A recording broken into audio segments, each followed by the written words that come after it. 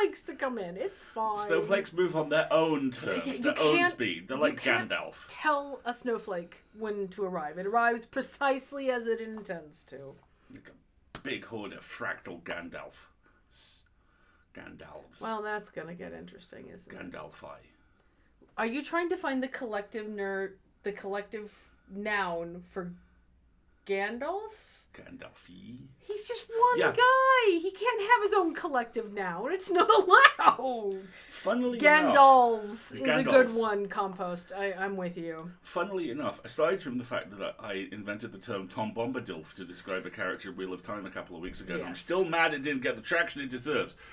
There was some discussion this week about how this weird thing in Lord of the Rings, which implies that there are only 5 wizards, might actually just be to complete bollocks, and it's just that someone described it as just hundreds of crappy Radaghasts talking to hedgehogs in fields all across Middle-earth. No. Go with the alliteration. Talking to hedgehogs and hedgerows. Hedgehogs and hedgerows. Come on, you should have. Yes.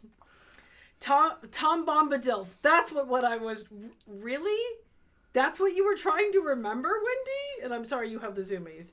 Yes. What's his name? I don't know. Hottie McBardo. Hottie McBardo from Wheel of Time, episode 4, 3? Yeah. Whatever his name is. We named him Tom Bombadil because he's a hottie older guy. He first shows up in the episode with Eric the Paladin and Hank the Ranger. You know I'm right. I'm right and I should say it. Show up at Lake Town, and they're all like, "Where's Luke Evans?" And the lady's like, "You are?" And I'm like, "Oh, we'll just have a beer then." Yeah, him, Mick Jagger in a trench coat. There was another analogy we came up with, and it was not a reference to Joey Beatty. I can't remember what it is. We came up with Tom Bombadil was your description. There was another one, and I can't. Robbie David Bowie. There was something. I can't remember now. I can't remember what it is. Hello, Jordan. Unfortunately, we're not talking about Lotro porn concepts. I don't know. You were talking about hundreds of... could be heading there. Ruddy Radaghasts, and then there were hedgerows and hedgehogs, and then there was the hot bard dude from we are now. Wheel of Time, and, we haven't even started with the monologue yet, so, So, he first shows up in the episode where Hank and Eric arrive in Rivertown. And Eric's just like, I hate everything and everyone. And Hank's like, oh, Hank's sad. Hello, everyone. How are you? It hasn't been as bad of a week as last week, which is good because last week was a lot. And we're still kind of coming down off of it because the weekend was also incredibly busy, which is where the fan art for tonight comes from. Segue! Right.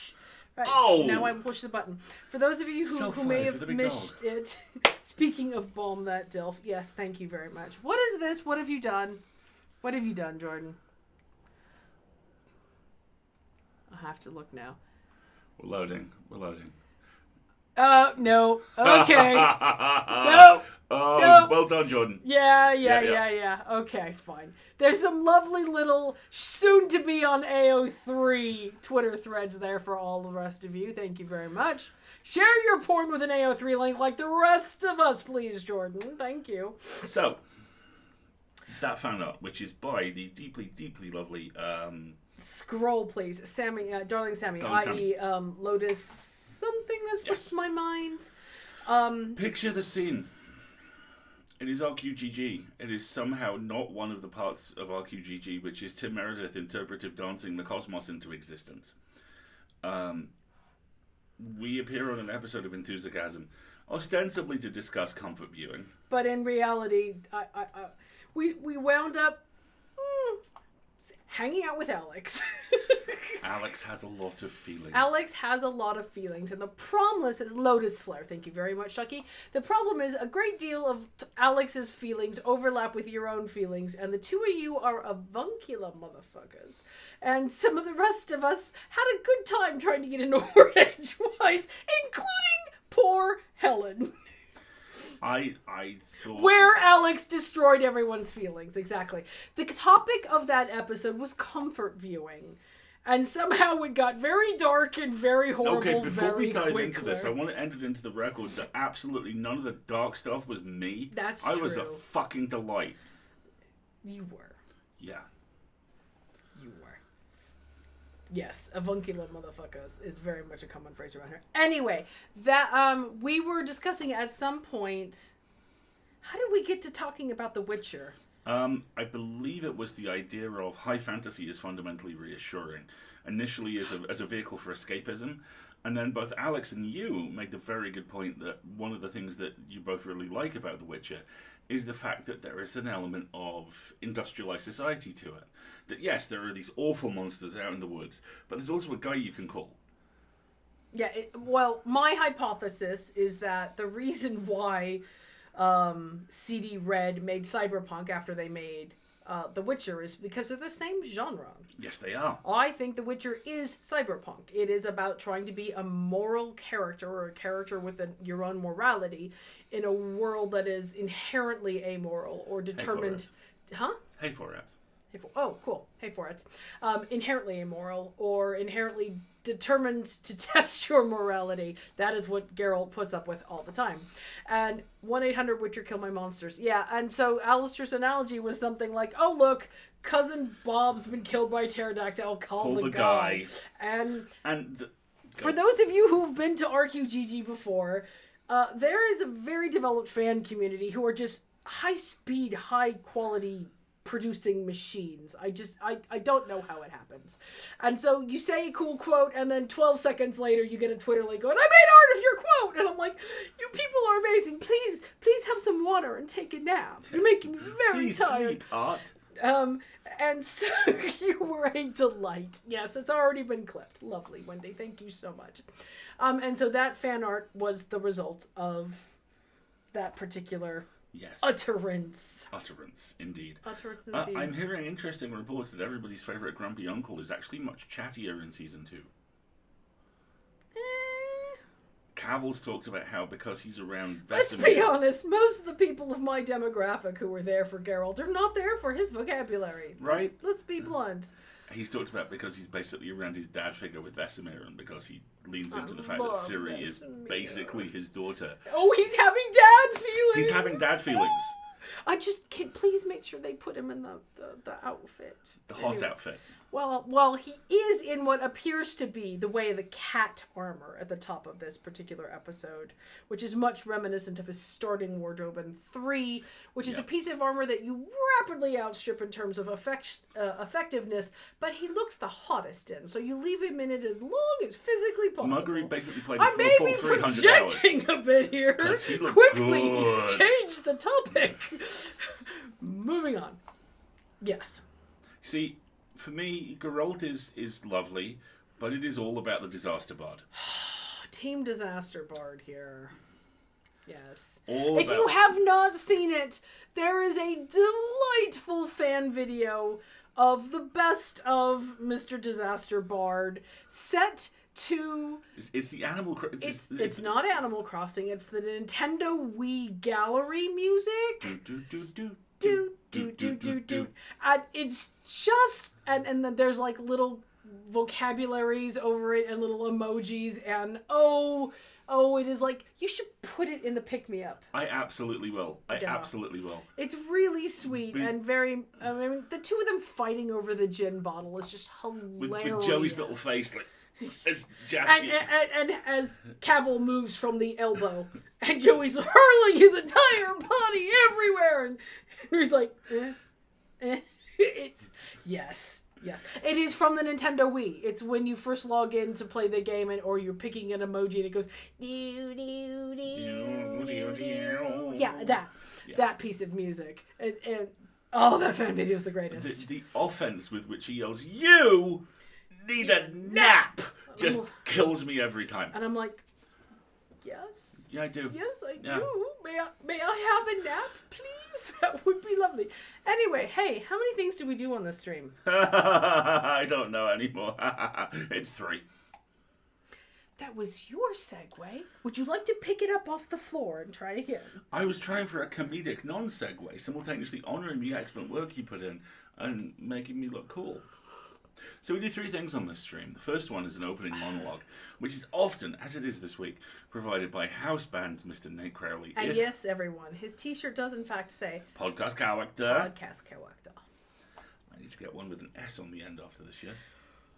We're coming on to that one. Mm-hmm. Can I do it in red Sharpie that's way too big and just ruin it and be characters. Characters? Yes, characters. Tunes! Downloads. You're all too young to get that joke and I'm sad about it. Okay, move on. You have any trouble getting here? No, I'm 12. I just saw you walk in. You're probably right. Every time. So we do three things here. The first is an opening monologue, often provided by house band Mr. Nate Crowley, one of the most fiercely talented authors and just fundamentally nicest human beings on earth.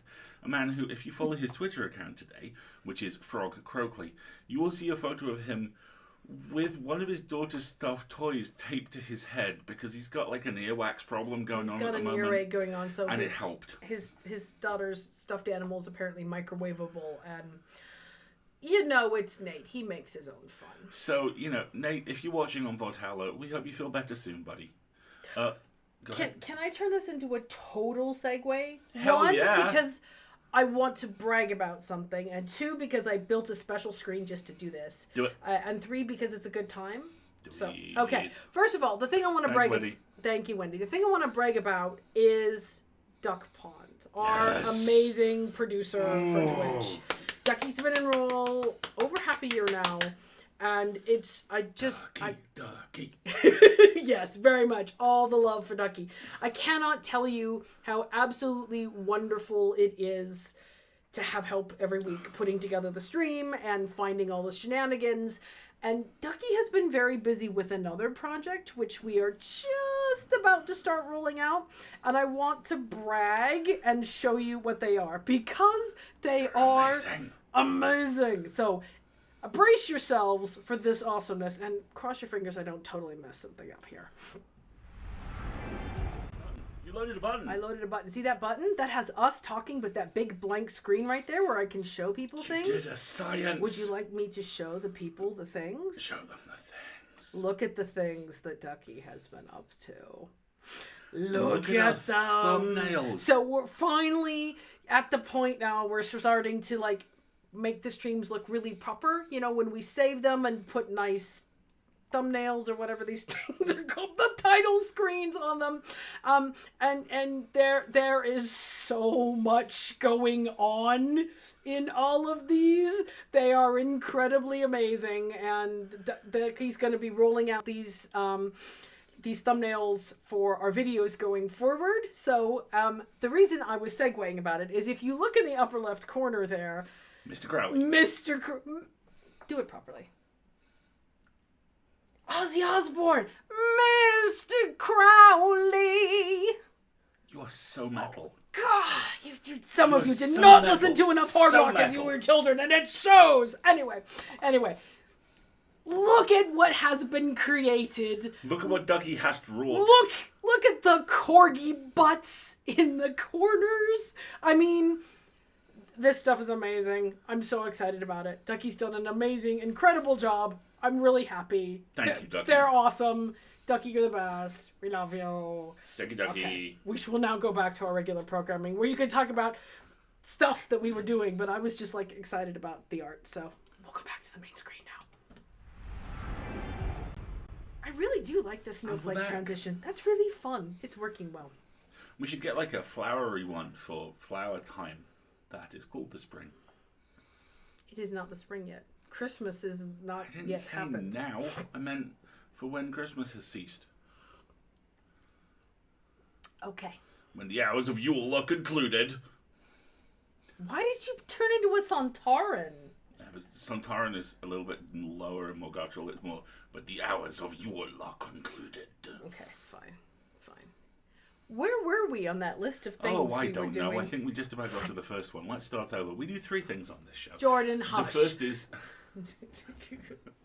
The first is an opening monologue, which is usually provided by our glorious house band, Mr. Nate Crowley. Which at this point will come in another half an hour. Fantastically gifted author who has just had 2 books named in several, I believe, top 10s of Best Games Workshop novels published this year. Yes, because they had a Did he have 2 books? There's One book? certainly one. There's certainly one. And it was very good. Nate's written about an orc, and it's gone really well. And he's written about some other stuff, which post-dates my time with Warhammer 40,000. So I just looked at it and went, that looks really shiny and spiky and weird. I clearly love it.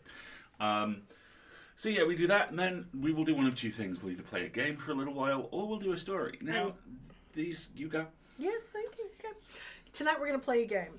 And, okay, the story behind this is a little embarrassing. We've tried to play this game a couple of different times over various streams for the last couple of months. And it's always been we were too tired, or the content ran long, or something else came up. So tonight, we are finally going to play, she says, vamping while she finds the button. Where's the button? No one can hear you do this. It's fine. It's all fine. We're going to play Zalia's interactive Rusty Quill puzzle quiz gamey thing. Finally.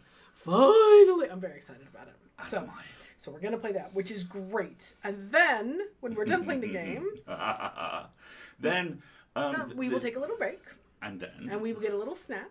And then. And we will hydrate. And, And then. You may go now. And then they fight! Okay, yes. I crossed the streams. You did well, okay. though. That's okay. You may go now. So anyway, then we will round out with some shenanigans. Now, this was, for those of you who are new and who somehow have held on through the last 20 minutes, firstly, well done. Secondly... we're off to rare form once again. I don't know why we plan these things. It's just, what are you going to do? We're going to show up and talk nonsense stuff for an hour. Will happen. Hold that thought when we come to talk about next week. Oh crap, I didn't update the screen at the end of the stream that says what's happening next week. It'll probably be fine. It'll probably be fine. You can maybe do that live. Who knows? Style it out. It'll be good. So, we do shenanigans in the end now. In the past, shenanigans has been fan fiction or just something funny or lighthearted. Because when we first started doing the stream, and we still skew back into these waters periodically, we did fiction that could correctly be described as dark as fuck. Well, technically last week's fiction was dark, but it was also Victorian porn, so it got weird. I mean, peanut butter, chocolate, etc., etc. But the shenanigans, you're correct, were developed because we were doing creepypasta fiction, and nobody wanted to go to sleep on a brain full of creepypasta. Did I tell you there is actually an unofficial, Hold that thought, 4Rats. Hold that thought. There is an unofficial, although I'm not sure how official it could be, search and rescue movie now. Like a fan movie or like an official? Like a theatrically released, there's a Duke of Hazzard in it movie. There's a Duke of Hazzard in it. John Schneider. John Snyder's in it! John Snyder's in it.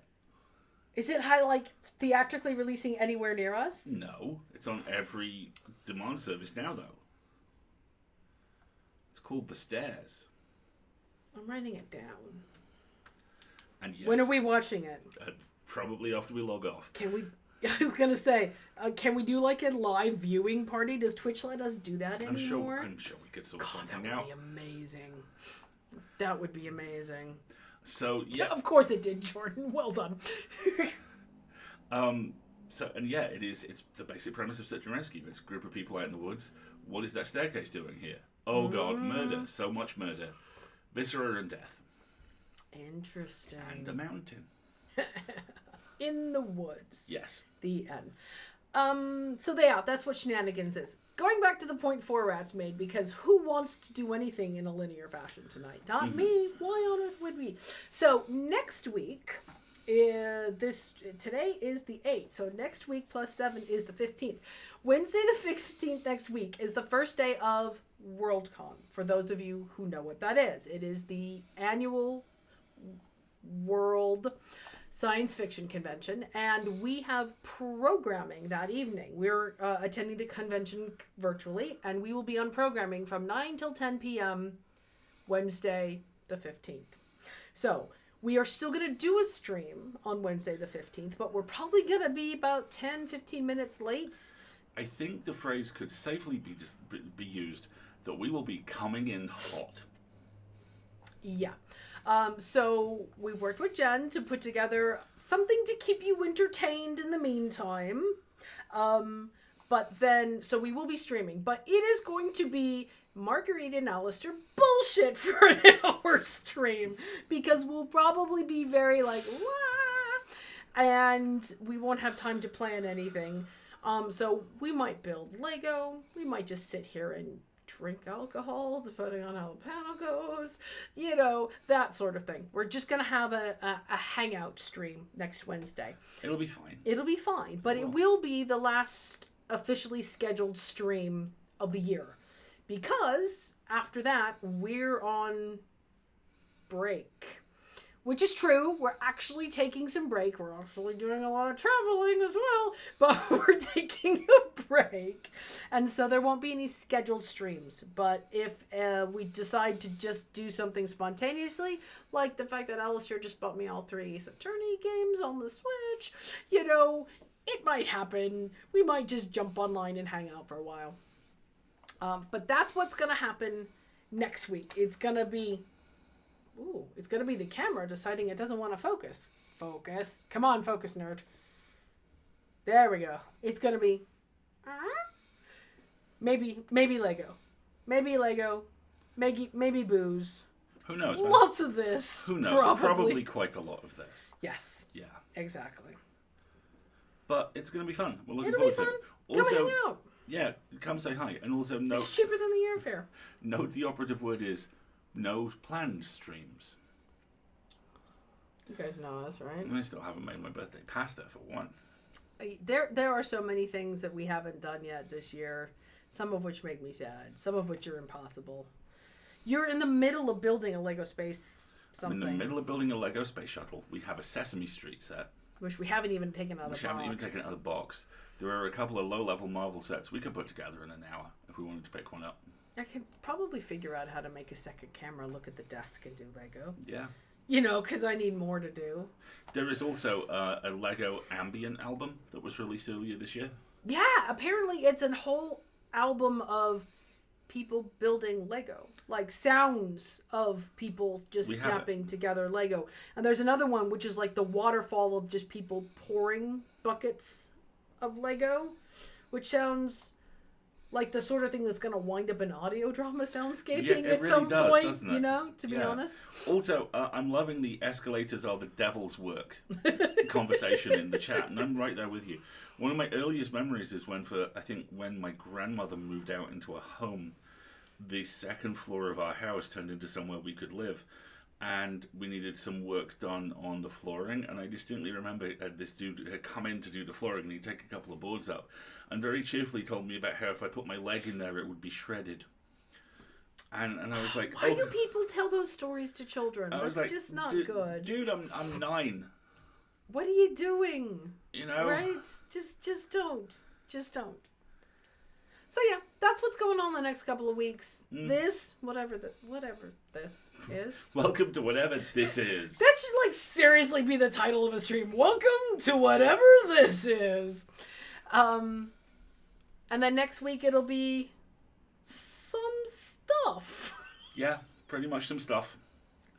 Yeah, you know what's going to be the worst part about the stream next week? What? Is that I have to work the day after. I have one more work day on Thursday, math. Thursday the math. On Thursday the math. On next Thursday. But, I'm not looking forward to it. I'm so ready, chat. I am so ready for a break. Even if the break is drive here and do this thing and stay up all night and go here and see these people and do that thing. Did you ask? Oh, I gotta write something down. I haven't asked Olivia yet. Oh, okay. It's one of the last things on my list of things to do. Yes, exactly. There's just that. There's just. Oh, excuse me, sir. The Magnus Archives has already ended. You were late. Excuse me, I was writing Teeth Horror when the Magnus Archives was just a gleam in Rusty Quill's grandparents' eyes. Valid, Jordan. Totally valid. Toothy Horror is the best. Hey, Jordan. Does Jordan follow wrestling? Maybe. Jordan, are you familiar with the work of Danhausen? Danhausen is a wrestler who just got his first wrestling figure, and it comes with a jar of teeth. Yes. I thought of you. Yeah, you're either going to want to subscribe to the full lid if you don't already, or I'll just send you a couple of videos. Because Danhausen by his own admission, is what Conan O'Brien would look like if he was a wrestler. And his demonic makeup is Pazuzu from The Exorcist, but cute. Yes, Danhausen is a very special boy. You would dig. He is endearingly rubbish. Yes, and his little minifig comes, not a minifig, his little wrestling figure comes with a jar of teeth. It says it right there in the packaging. Jar of teeth, bag of human money, and the bag actually has human money written on it. I need you to send me links to all of this. Endearing rubbish is your middle name. No, it's not, Naomi. Your middle name is I create creepy monsters at the drop of a hat. Santa baby. Yeah. Ooh. Oh yeah. God, now I'm seeing it in a Santa hat, like Santa baby. Great. Santa I made something baby, bad even worse. down the tree towards me at speed. Oh God. Oh. Made of such a good boy. Okay, quickly. Santa baby. No. Haunt all my dreams forever. Oh my God. Oh my God. Thank you. Thanks, Jordan. buddy. That's very sweet. Do you want to do an opening monologue now? Seeing as we're here. Seeing as we're here. All right, here's the opening monologue. Opening monologue. War Tales is mercenary management with Joe Abercrombie vibes and some surprisingly rough wolf fights. By Nate Crowley. Content warnings for animal death just in general, gore, murder, plague, and references to COVID just briefly, Wolf fights. And swearing, in case anyone was terribly surprised. All right, folks. Okay, let's go. Corpse counts at the ready. Here we go. War Tales is mercenary management with Joe Abercrombie vibes and some surprisingly rough wolf fights. Live by the horse, die by the wolf. You can always beat the wolves, right? They're usually the next rung up from rats. Even at their very hardest, they're maybe the fourth distinct creature thing a trainee adventurer has to slash into giblets on their way to bigger and better things. These grey, hairy training wheels might do a bit of snarling, a few mild bite-a-roodies, but they won't ever kill you. That's not what wolves do. War Tales, the next game from Northgard devs Shiro Games, which lands in early access soonish, didn't get the memo. Just 20 minutes into this somber, map-wandering mercenary adventure, I ran into a crew of the old growly howlies and got killed to pieces. My second run, at least, left me with one survivor, but they were soon ruined financially by the burden of treating their wounds and repairing their mangled armor, and eventually met their end in a muddy ditch at the end of a bandit's longsword. This game, folks, is not messing about. Fucking hell. I love low fantasy, that is to say, fantasy with little or nothing in the way of magic, elves, or even prophecies. Low fantasy, to me, offers all the grim delights of medieval history, without being weighed down by any need to reflect the actual events of the past. It's a subgenre that lends itself particularly well to stories of murky people doing murky things, and people don't get much murkier than mercenaries. Enter War Tales, then, which maddens me with the urge to append woohoo to its name every time I type it. It's a game about getting by in a medieval-ish world, reeling from the effects of a calamitous plague. And when I say getting by, that's exactly what I mean. Despite your likely fears after reading the sentence, world reeling from the effects of a calamitous plague, there are thankfully no ham-fisted attempts in War Tales to comment on the Big C. The plague seems more lycanthropic than anything else, and Intrigued. Being spread by weirdo horror rats, it's one of the few truly fantastical elements of the setting.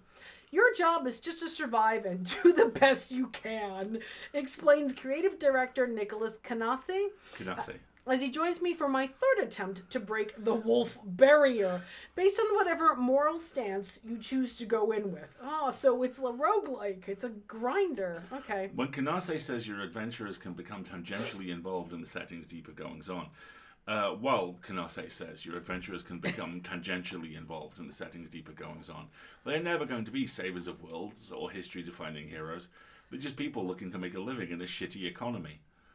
In practice, this would usually mean taking up work as abandoned mercenaries doing stabbings for cash, although it's equally valid to build a life as a merchant hauling goods between towns, or just a bunch of backwoods shitbags ambushing honest passers-by. Feels a bit like a game about being an NPC, and I love that about it. It's the feeling you get playing Skyrim, says Kanasi, trying to define the mood Shiro games have aimed for, when you realise it's more fun if you don't play the main quests. Oh god, they coded this for you. Okay, so I've played maybe 30, 40 hours of Skyrim, and I've yet to, like, get anywhere near You can be a cannibal? You can be a cannibal in Jordan. Oh, dear. Oh, dear. The actual action of the game breaks down into two main slices, the first of which comprises moving your party around the world. The world is massive, by the way. The section explorable in the demo felt big enough to be a world map in and of itself. But it's apparently only one small section of a much, much larger picture. Hinterlands! It's pretty too, barren and bleak in places, but with enough green to avoid feeling drab and dull, and sculpted into something surprisingly believable landscapes. It genuinely makes me feel compelled to go out and explore, which is a feeling few game worlds prompt for me. Your ramblings on this map can lead to a number of smaller sub-activities. Going into town to trade with merchants or hire new brutes, for example, or investigating wooded camps for loot. You can also camp at any point, entering a camp screen, where you can assign your various hires to tasks such as armor repair, resting, or potion brewing, depending on their skills. There's obviously skill missing there. There's a simple management element to this, which reminded me of the campfire sections in Darkest Dungeon, complete with the perilously rapid depletion of food stocks. Great. There's also an added stressor in that your party members require regular pay. Imagine! Acquired either from trade or from earning bounties from towns, and will simply walk out on you if you can't keep them coined right up. There we go. The second big slice of the game's content, and the most frequent reason for leaving the map, is combat. Fights are turn-based, of the flavor where your individual fighters and their enemies take it in turns to move, but you get to choose which order your folks act in, within each round of the sequence. The field of battle is grid-based, but as the grid squares are much smaller than the characters' footprints, the result feels more along the freedom lines of Divinity or Baldur's Gate than the relative rigidity of Banner Saga. The combat system is fairly simple, and makes a big point of not relying on random number generators to determine the strength of hits. Jordan. There is some amount of chance involved, particularly when using ranged weapons, but margins of variance are slim, so you tend to know what you can expect. In my case, usually, that appears to be death by wolf. Jordan's going to put together an all-cannibal band, and I think I may join it. Fuck exposure, pay me. In long pig jerky. With that said, Kanase did manage to coach me through my third wolfing within the calm wisdom of a more articulate Yoda, and all of my bruisers made it out just about intact. It was a close thing, though, still, but interestingly, this wasn't entirely due to the difficulty of Wartail's combat system. I think it was the second horse, perhaps, my mentor suggests tactfully, as my mercs lick their wounds in camp after the fight. He is right, of course. Reveling in the very genuine sense of freedom upon starting the game, I had, in all three of my runs to date, pooled all of my initial resources to buy a second horse. I hadn't had a name in mind for this extra UFO, of course, I just decided it would be cool. And to its credit, Wartails had let me do it. It just went on to pull absolutely no punches in teaching me what happens to idiots who spaff all their money on horses rather than recruits, supplies, and medicine. They get beasted by wolves. Fair play, Wartails. Oh, horses are now hoofos. Hoofos. What was the earlier comment about the doggies? What did he call them? Growly howlies? Growly howlies and grey Can heavy you training tell wolves. Nate has a small child at home? Growly howlies is adorable. A small child who has legitimately bested him in the professional wrestling ring, if I remember correctly. Oh, of course. I'm sure he has. Human meat cookery is part of the skill tree. Anime shining up. Human meat cookery is legitimately part of the skill tree. You might need this. Couch cushion cannibals. Oh my gosh. Yeah, wow. You can make the horse the captain. The problem is, if you give me a big gigantic sandbox and don't make me do the actual combat of the game, I'm still a paragon at heart. And the problem with cannibalism is it's a little renegade-y. I mean, eating people is bad. I just want to enter into the record that cannibalism has just been described as a little renegade-y. It's renegade-y. It's a smidge renegade-y. I'm glad your cold is just a cold. That is very good news, Kiwi. Thank you for telling us. But I'm sorry you have a cold. Then you can be good. That's the fun. No. I don't do morally gray games well. I'm one of the only people I know who relaxes through altruism. And yes, that's exhausting, but also helps me sleep well. Consensual cannibalism. Okay, we have to stop now. That's a whole nother hour because I literally did my anthropology thesis on cannibalism. So we have to move swiftly on or I'm going to get very interested and bogged down in this topic. We vote who agrees to be eaten for the good of the group. But it's not energy efficient. You can't... Anyway, okay. Or you're like, I'm out of here, folks. I'm just going to take a drink. All right. Void junk story and consensual cannibalism, huh? Uh-huh. So, Marguerite, you have the RQ Streams Crochet Hamid altruism shirt, right? No, I don't. I've listened to none of RQ gaming. I don't know any of it. Because I love that gaming is a communal activity now that is getting more mainstream recognition. From Magic the Gathering. And I love that it's everywhere and that lots of people are engaging with it for the first time or again in lots of different ways. But the problem with real play gaming is that it is huge. Like episodes are 2, 3, 4, 6, 8 hours long. And I'm like, folks, I just don't have that kind of time in my life. I'm afraid I don't. I have but one brain, and it can focus on maybe 2 things at once if it's really humming along. Unlike Mr. I'm watching a TV show while I'm reading a comic and writing a book at the same time over here, I am a focused nerd. And sadly, most of my focus on entertainment does not involve 8-hour real play games. Which makes me sad because I hear you all talking about it and you love it and the fan art looks amazing and I have so many questions about so many characters, but I just, sadly, the point of consumption I have is not that. Can somebody please make my brain into a robot so that I can do 8 things at once and then I can consume all the things? That would be lovely. Oh God, we just had the leverage redemption conversation on camera. What do you mean? You won't die, silly. That's when we get downloaded into our robot bodies. What? I measured your head whilst you slept. Just run with it. Just go with it. Leverage Redemption is delightful. It is wonderful. I'm going to watch it all over again because I can. Exactly. Marguerite's only regret is that she has but one brain to give for her community. Well, yeah. Kind of. Poor puny meat sack. Poor puny meat brain can only do so much at once. And it insists on, like, sleeping every single day? It's such a time suck. I mean, come on. Well, no, Naomi, we have spoken of my plan. My plan is that I want this Skeksis Podley's extraction machine, and I want to fill it with people who are trolls or mean or speak at the theater, and I want to drain all of their spare time from them and drink it and put it to better purposes. I could rule the world with a time tuner. Good night, everybody. I was gonna say that was a bit of a tangent. I apologize. No, you don't. Nor should you. Let's just say that whilst Clark Kent is one of my house right, dogs, Jordan? That went places.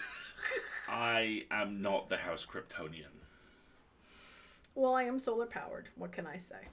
I am very solar powered. Which is why everybody in the UK, please be taking vitamin D supplements right now. We don't get enough sunshine. It's bad for us. We need vitamin D supplements until spring. So, Marguerite, you want to be the Elizabeth Bathory of spare time? Yes! You know, in a good way. What's wrong with that? It is a public service. It's practically a paladin action. Take all the time away from people who use it to abuse others and give it to people like me who are efficient and could do more with it. Everybody wins. It's only a little evil. Just a little altruistic evil as a treat. If only Drifts and Falls was written by anyone else. I don't know who Mr. Sealing is. There are references to Mr. Sealing. I know the problem is, it would be bad hurting people, but they started it. They hurted other people. See, and this is the slippery path. You have to be careful because then you're making decisions and robbing people of agency and blah, blah, blah, blah, blah. And the running and the screaming.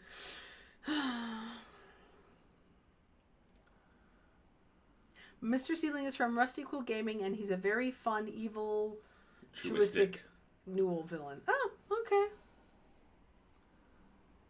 Sounds good. Alex, when he achieved his dream of being a shiny and chrome overlord. You mean he hasn't? Thank you, Wendy. Wendy, you clipped I Could Rule the World. Oh, dear. I mean, we could go, I guess, full Dr. Horrible. The world is a mess, and I just need to rule it. But yeah, but we don't want to. It's true. But we don't want to. We got too much stuff to do. Right, exactly. I was totally setting you up for a shall we play a game tangent. Oh, line. Would you like to play a game? Nobody in this chat's old enough to get that. You shut up. You shut up. Wendy, please, help me. Please, Wendy. Wendy.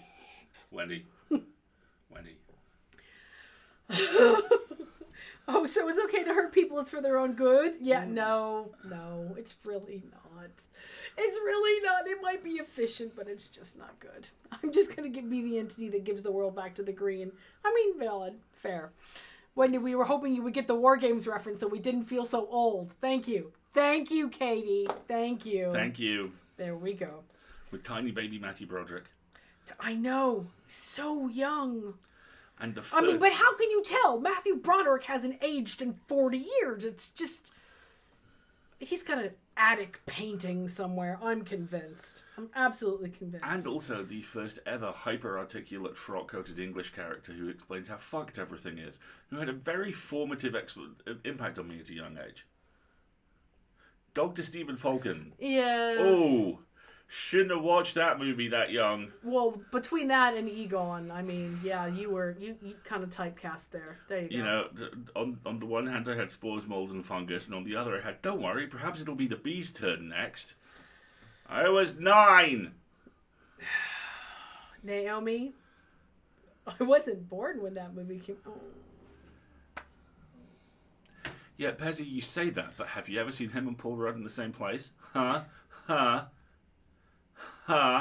Yeah. Oh, God. Scott, no. Please. No. I have seen my lifetime supply of Buckaroo Banzai. Just goodbye. The book's out, you reminded me. What? There's a sequel in book form. They wrote a sequel? They wrote several. To Buckaroo Banzai. It's Buckaroo Banzai versus the World Crime League. No. You don't have to read it. Nope. No. No. Full-on PS1 Lara Croft. No. Shan't. No. We actually listened to that the other day. What were we... we were talking about something and we're like, I need to listen to the original Tomb Raiders theme song. And Marguerite pulls it from the musical vault. Here you are. Because my musical collection is getting to the point where it's not going to fit on one external hard drive anymore. Periodically we find Thank you, Jordan. We find an album and hand it over to the government and they're like, yeah, we will store this. Some of our top men are working on it. And we're like, who? Top men. And we're like, yeah, we've seen the movie as well. Who's fucking working on it? Yes. And the guy's like, yeah, I'm sorry. It's just an Amazon download. Here's a USB stick. Fucking give me that.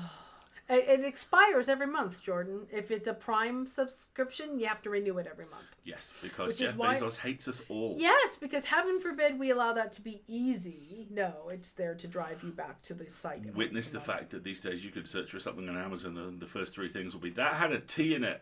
Look, here's some things with T in it. Oh, and here's your book. Yes. Thanks, Jeff. It is dumb. I don't appreciate it either. Do you want to play a game? Yeah, more than anything. Do you want to play a game with me? There we go. But first, we should show the boy, right? Captain Jungus. Captain Jungus. That's the wrong button. Look at him. It's cold and yucky and gross. It's a good day to wear a robe and a beard. Look at him. Are you stroking his little beard? His beard. There we go. Behold, here comes the boy. You will not believe how many times we sing that in our house. He does need, like, the Big Lebowski full-on... The dude outfit. The dude outfit. Well, that's just like your opinion man. Yes, exactly. Thank you, Pezzy. It is, in fact, always a good day for a beard. I agree. If I could but touch the hem of thy knee-steep robe. Well, Jordan, you're going to have to come visit at some point. There we go. Take you for a burger. The ghost of Christmas... don't make him come here for a burger. Good Lord, no. Bluegrass, they do burgers. No! Don't come to the UK for hamburgers. No. We have a friend who we met in London a couple of weeks ago. Sighs, opens Google Doc. There you go, Wendy. Thank you, Wendy. Who is a lovely, lovely guy. Really amazingly talented cook. We need to start using that sauce he gave us, actually. I put some on my tacos last night, didn't you? I totally forgot. And he really wanted to visit Nando's. Right, Jordan? No, that's not happening. And it lived down to every possible expectation. Yes. No, when you come over, Jordan, we'll take you somewhere good. Can you think of a place? Indian. Go for really good curries here. Very much so. Yeah. Pretty solid Italian places, too. Yes. Cheeky Nando's with the lads. Yes, that occurred. And it was... The food was present, and the company was delightful. More desultory. Yes, it was more obligatory. Desultory is a very good way of describing it. I think it's kind of... Which isn't... Jordan, no, you don't want a cheeky Nando's. It's not good, dude. Which isn't me dunking on the stuff. They were great, but, when you go to a chicken place and they go, we don't have wings, and you're like, oh, this is going to be an adventure. Naomi just wants to have bands. That's what Make a band. Fair enough. You learned about Nando's yesterday. Did you learn about the cheeky Nando's? I.e., what do you eat when you're drunk? Because for some reason, people who go out on weeknights and then have to go to the office this next day inebriated. It's very strange. You live here, right? I know. Now you understand. And why I you worked drink. in private practice. And, somehow I just, not a culture I grew up with. Thank you very much. There's a guy I follow on TikTok from Gemma, who does fitness stuff now. I watched a lecture by him, and he said, when I was in my 20s, I was in the army, and I'd go out on the piss, I'd have 15 pints of Guinness, fall asleep on a park bench somewhere, run 10 miles back to camp, shower, get changed, and go out for a 4-mile run with 50 pounds of kit on. And I'm in my 30s now, so when I wake up, my first thought is, why am I not dead? We can go to wherever Mr. Molecular Cooking Heston Blumenthal. I actually have a friend who has had the Heston Blumenthal tasting menu, and they said it was actually very good. This is for those of you who don't know. He is essentially a British food scientist chef. I don't know who this person is. He practices molecular gastronomy, where he does entire menus which have ingredients... foams and gases and stuff. Ingredients arranged not by taste or complement, but by similarity in molecular structure. I'm old-fashioned, I guess, when it comes to my food. I like it to taste good. That's it. That's the tweet. I like fries, y'all. Well, you're a Celt. You are the Starch Warden. That's your superhero name. The Starch Warden. Dun, dun, dun, dun. Right, exactly. Guardian of all French fries. A.K.A. he who makes the mash. It's actually more he who boils the potatoes, but, Was there a full meal in a pink pudding layered by flavor? I just... I don't know. I think I like the Leverage episode about molecular gastronomy more than I like molecular gastronomy. The Leverage episode about molecular gastronomy because Steve Valentine is the villain. No, he's not. Yes, There's a different chef episode. There are two. Steve Valentine is the villain in the episode in Portland about the fake truffles. Yes. And then later on, Hardison gets into molecular gastronomy when they're in Portland, and there is an episode about Elliot's mentor running a community kitchen that they have to help stave. No, it's not. It's the same episode. It's the same episode. I don't think it's the same episode. They're living in different cities. They're in Portland. Oh no! I shall have to rewatch all of Leverage to prove this wrong! Oh no! We must begin with episode 1. Leverage is everything. I can't talk about it yet because there hasn't been enough time. I don't know if you've all watched it. But at some point we will talk about Leverage Redemption and that episode. There is one specific episode about Leverage Redemption that I will love forever and ever, never, never, never, never, never, never, never, never, never, never, never. And we have to talk about it at some point. But does Leverage, of all shows, not have a meticulously researched and comprehensive fan wiki? I'm sure it is. You can also find the development journal of the writer, John Rodgers, still online, who is writing big, huge blog posts about the filming for all 5 seasons of the original run. It's wonderful. I love it. There's a great podcast as well called The Pod Job, which is people who have seen episodes before and a new person talking about watching an episode. And I don't think they've updated in quite a while, unfortunately. But that's good because eventually they'll get to the Rashomon job. God dibs! The Rashomon job is a perfect 59, 58, whatever it is, moments of television. Perfect. Jordan, at some point we're going to have to bread nerd. I use a lot of molecular gas in my restaurants, but usually not so anyone would know it.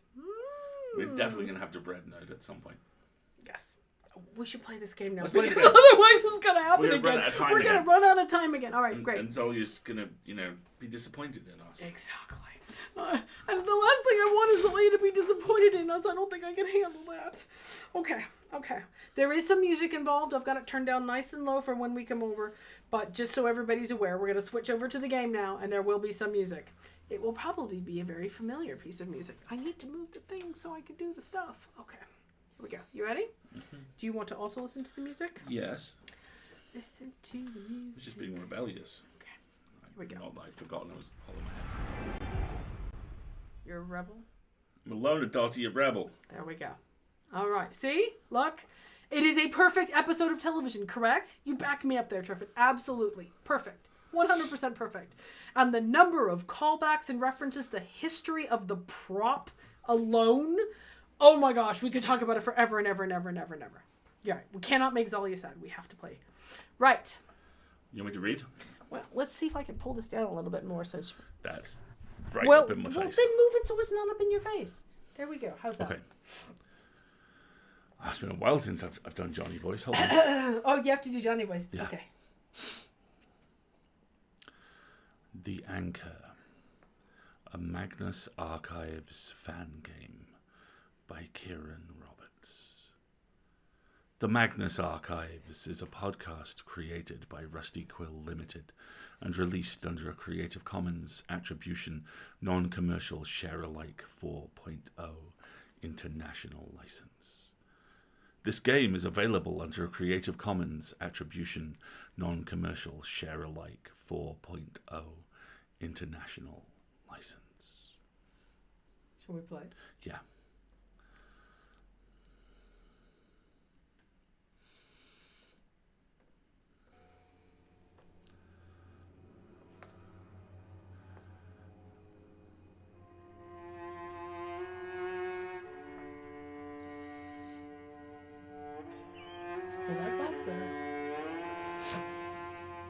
Notes. Shall we read them? Yeah. This game was originally created in November 2019, before Season 5 was launched, so it does diverge from canon in some ways. So it ends with Season 4? Oh my! You may find it useful to have something to make notes with. I am prepared. Shall we begin? I know, Jordan, right? Look at the chat. They're like, oh, it's the music!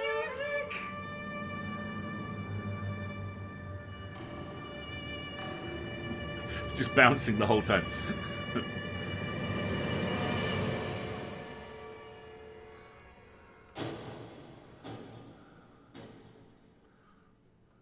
Thank you so much for the nostalgia. I'm going to turn it down just a little bit. How's the volume, chat? Are you hearing it okay, us over the top? Right now there's just some winds, but you keep us posted about if the sound's too loud, okay? There we go. There is a house a small, untidy cottage set down a gritty track. It might have been charming once, a picturesque hideaway from the world set into a valley, with overgrown honeysuckle climbing up a trellis by the front door.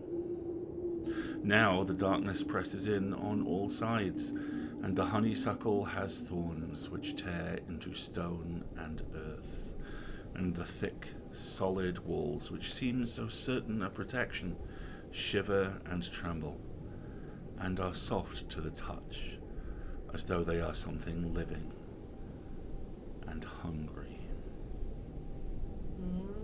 So we have some options. We can... Ooh, these words, we can click on them. Hideaway, hungry. We can examine the bag, look outside, or look upstairs. Oh, you turned on the fire dumpster. Seems appropriate. Hold on. Okay. For folks who have not seen this previously. Look at the little guy. Look at a little buddy. It's 2019. And he will flicker. It's hard to tell with the ring light on, but he kicked them. Night, Four Rats. Thank you for joining. Have a good night, Four Rats. Thank you. No, Scott, there are no boiled peanuts, I'm afraid. Not yet. Zalia, work on that for version. I'm going to click on Hideaway.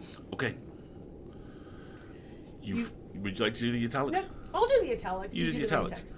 You fumble the keys in the lock, and he laughs, and the sound is so sudden, so unexpected after the distance and coolness of the journey, the lingering loneliness, that you turn, startled, to face him.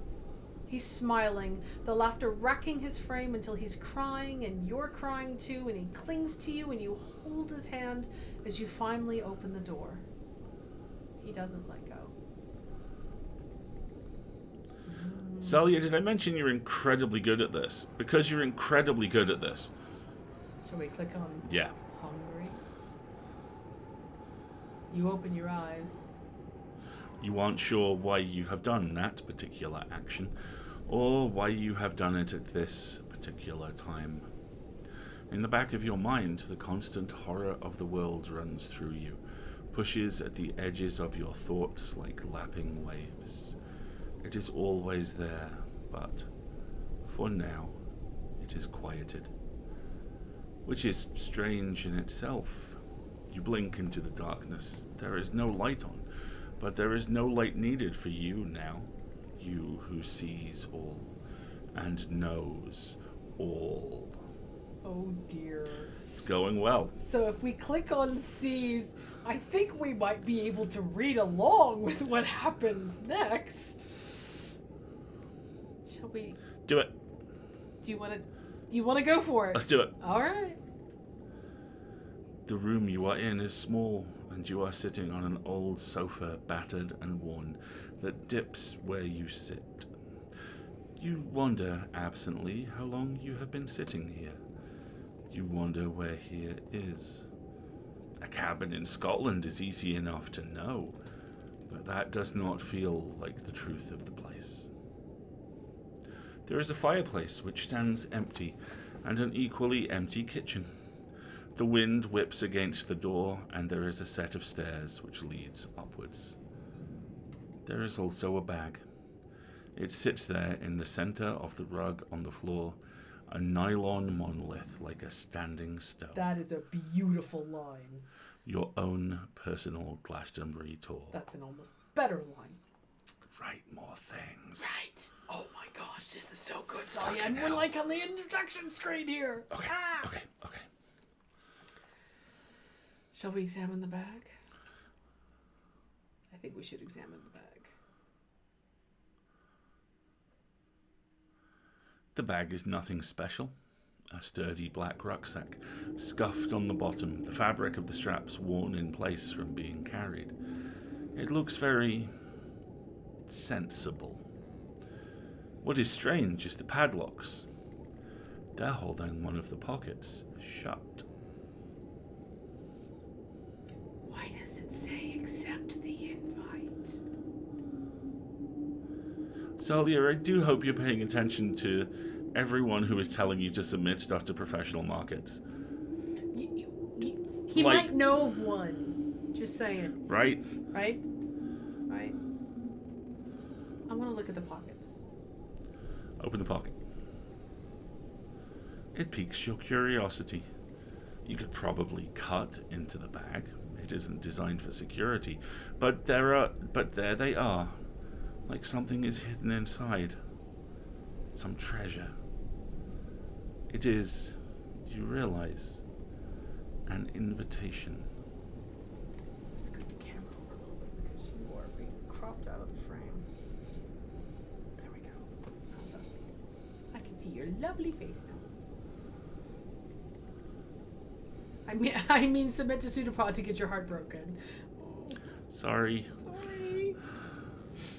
Or participate in the flash fiction contest. It's wrapping up now. It won't be for another 2 years, but yeah, those are good. Accept the invite, huh? Ooh, thank you, Ocean. Thank you, Jordan.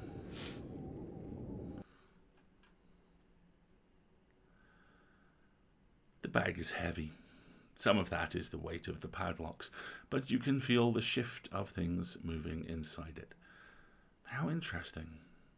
There are several different padlocks, each with a distinctive marker attached to it. Ooh.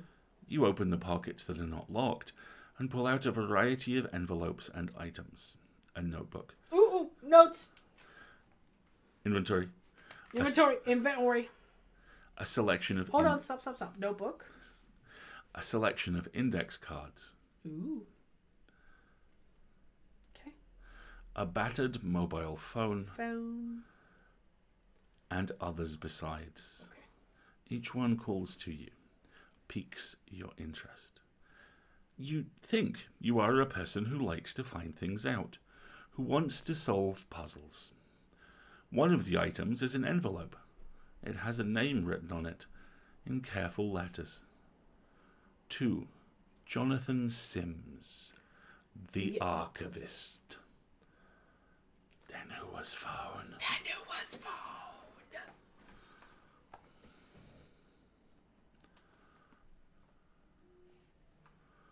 We shall open the envelope. Open the envelope. Are you going to Werner Herzog this? No. Good. You hold the envelope for a few moments, weighing it between your hands. It feels as though it has much more weight than it should. You open the envelope. You peel open the envelope and pull out the sheet of paper inside, then unfold it carefully. The paper is thick and a bit ragged at the top, like it has been torn out of a notebook. The handwriting, though, is careful. Someone has taken a lot of time over this. You start to read.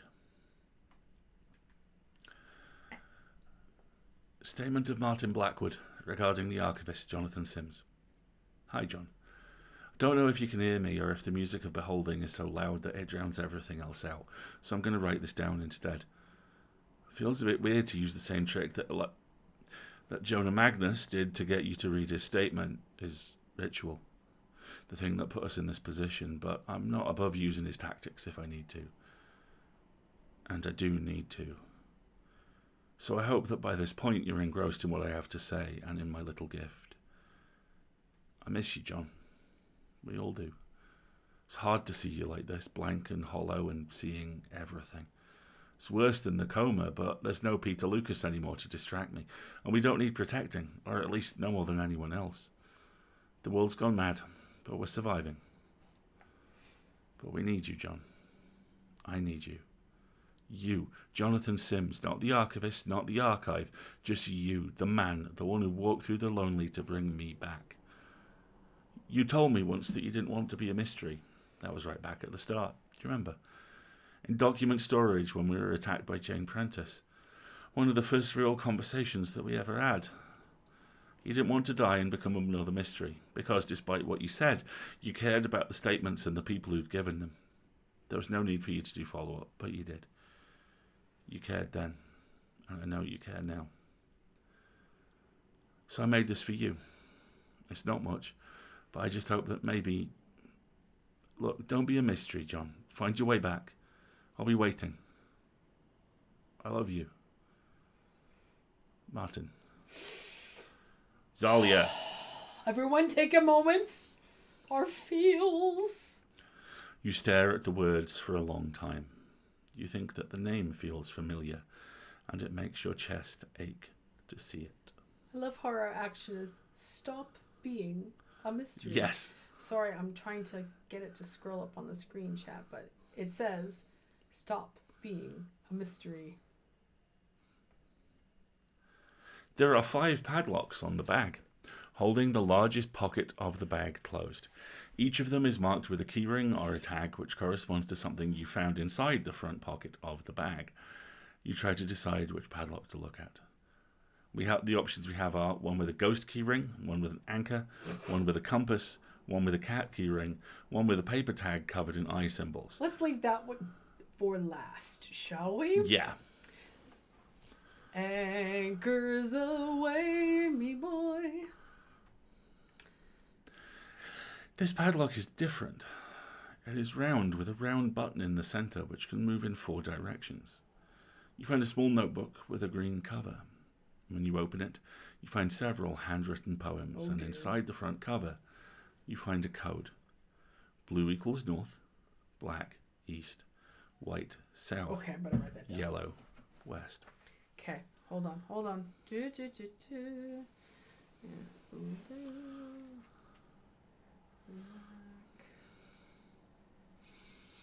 white, and yellow. Let me show the chat my horrible handwriting. There we go. All right. Look at poem 1. 14:3. Since brass, nor stone, nor earth, nor boundless sea, but sad mortality o'ersways their power, how with this rage shall beauty hold a plea, whose action is no stronger than a flower? Oh, how shall summer's honey's breath hold out against the wrackful siege of battering days, when rocks impregnable are not so stout, nor gates of steel so strong, but time decays. O fearful meditation, where alack shall time's best jewel from time's chest lay hid? Or what strong hand can hold his swift foot back, or who his spoil of beauty can forbid? O none, unless this miracle have might, that in black ink my love may still shine bright. So now we get to enjoy Alasdair reading Shakespearean sonnets. This is going to be lovely. Since brass, nor stone, nor earth, nor boundless sea, by William Shakespeare. I think it's black. Yeah, I think I agree with you. Okay, so this is poem number 1. Okay, look at the other poems. Poem 2. Do it. 8-2. 8-2. Keats. Bright star, would I were steadfast as thou art, not in lone splendour hung aloft the night, and watching with eternal lids apart, like nature's patient sleepless eremite, the moving waters at their priest-like task of pure ablution round earth's human shores, or gazing on the new soft-fallen mask of snow upon the mountains and the moors. No, yet still steadfast, still unchangeable, pillowed upon my fair love's ripening breast, to feel for ever its soft fall and swell, awake for ever in a sweet unrest. Still to hear her tender taken breath, and so live ever, or else swoon to death. So that's Bright Star by John Keats. So that's white, I'm thinking. Complicated. Okay. 3 and 6. Ooh. I should have been writing down the numbers, shouldn't I? Hold on. I'm going to go back real quick. See, now I can decide whether I want to do that in Sam accent. No, sir. Okay, fine. Well, you've committed now. Too bad. Potatoes. Do it. In western lands beneath the sun, the flowers may rise in spring. The trees may bud, the waters run, the merry finches sing. Or there may be till cloudless night, and sway in beeches bare the elven stars as jewels white amid their branching hair. Though here at journey's end I lie, in darkness buried deep, beyond all towers strong and high, beyond all mountains steep. Above all shadows rides the sun, and stars forever dwell. I will not say the day is done, nor bid the stars farewell. Sam's poem in the Tower of Cirith Ungol by J.R.R.R.R. Tolkien. So that's obviously yellow because there's multiple sun references there. 3-6. Which means this should be blue. Da-boo-dee-da-boo-da. 1 and 7. Oscar! How doing, buddy? By the way, we live in Reading. The apple trees are hung with gold, and birds are loud in Arcady. The sheep lie bleating in the fold, the wild goat runs across the wold, but yesterday his love he told. I know he will come back to me. O rising moon, O lady moon, be you my lover's sentinel. Endymion by Oscar Wilde. I don't associate that with the color blue, though. Okay, this is getting complicated. Okay. So what do we got? A bunch of stuff I don't understand. Could it be that the cipher is third line, say if it's 3 and 6, is third line, 6th word? I don't think so. I think this was the third padlock on the list. So the numbers were, for the first poem, they were 14 and 3. For the second poem, they were 8 and 2. For the third poem, they were 3 and 6. And for the fourth poem, they were 1 and 7. So if we did it in numerical order, let's see what enter the code options give us and see if we can blind this. Okay. What is the password? Oh my god, no. Okay, fine. Read the poems again. I don't think we have enough here. I think we should go back to the other padlocks and come back. Okay. No, I don't want to read the password. Read the poems again. Look at the other padlocks. All right, let's look at the... So that was this was the anchor. Mm-hmm. Zalia is happy to give us a clue if we need one. Okay. Let's try the ghost key ring. You find a pack of index cards in a bag. They look like they come from an old-fashioned card catalogue, and you run your fingers over the edge of the stack. They feel familiar. You remember the scratch of pen on card as you wrote them, knuckles turning white from how hard you gripped the pen. A desperate attempt to keep them with you. The first card in the stack is different to the others. It is a handwritten message. I don't blame you, John. I'm angry, but at least I know the anger is mine. You let me take that back, at least. You need to take back who you are. Do you remember the date we first met? Melanie. Okay, so... Melanie. You look at the cards, but none of them have anything useful written on them. You idly turn one of the cards over. There, on the back, is an image. Part of an image. Sepia-toned. Another card, a different image. You turn over the cards and spread them out on the floor. Ooh, let's assemble them. Look at the cards.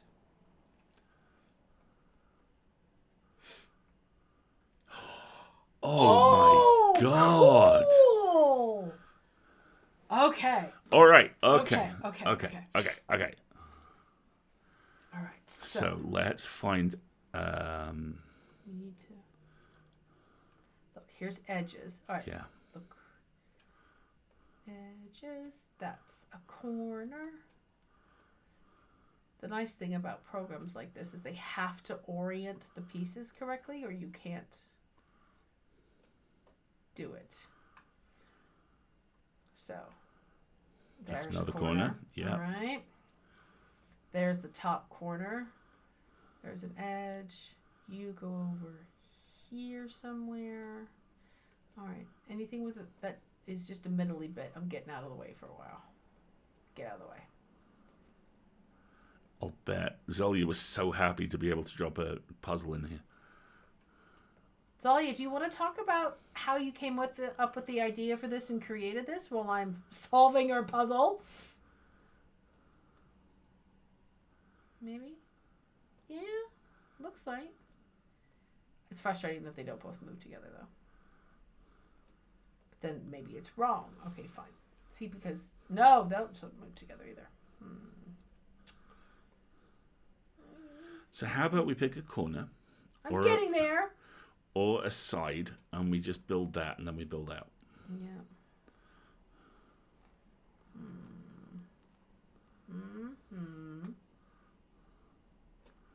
Oh, what was that? Oh! So they do make clicky noises when you get them right. Okay, yay, clicky noises when you get them right. No. Okay. These are the light colored ones along the top. There's got to be more of these darkened pieces along the bottom, right? Or did I get them all out of here?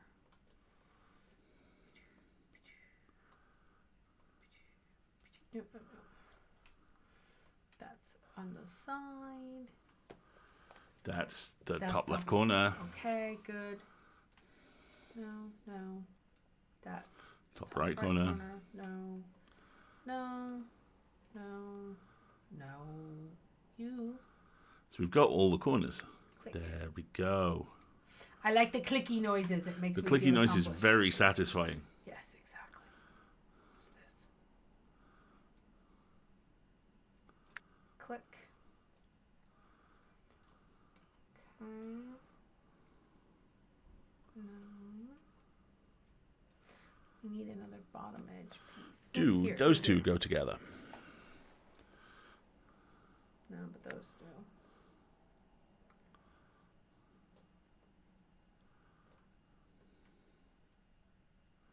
No, what am I here? No, see the writing? There we go. Okay. Now we're cooking.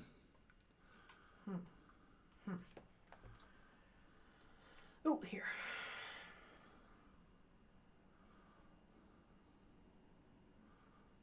No. What about you? That looks click.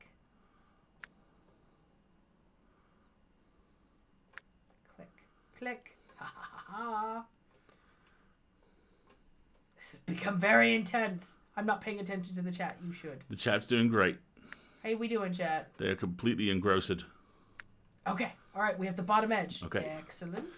That's good. That's really good. We're doing great. This looks like it goes maybe there, based on the color Does. scheme.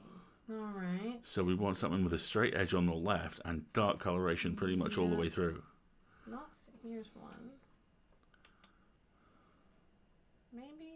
Yeah. Ooh. Wow, impressive. Good eyes. Very good eyes. Look at this.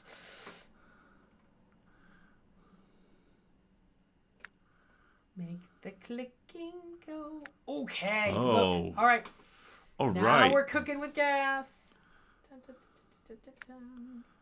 Okay, so we need maybe you. Good. You are so good at this. How much time did you spend with your grandparents building puzzles? None at all. I spent lots. I spent time with my grandparent obsessively reading TV schedules and eating biscuits whilst my parents grumpily maintained their social obligations. I'm sorry. I'm not. Well, I'm a bit sorry. All it's given me is a lifetime fondness for hobnobs and an ability to quote a lot of the Radio Times from memory. So, you know, it's all good. I mean, forgiven values of good. All right. Damn, son. Folks, we have a frame. All right, here we go. All right, now things get difficult. So, let's start from the top. There's obviously writing going on here. No. Just navigate by the globules, because obviously Navigate by the globules. the You heard it windy here, bits, the long folks. movers, the lumps on the edges. Ooh, okay. Like that. Wrong color. No. Wrong shape.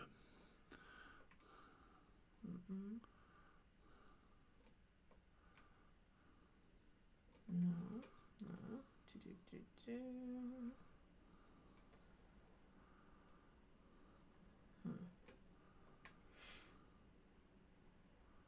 the kind of darker coloration on this side.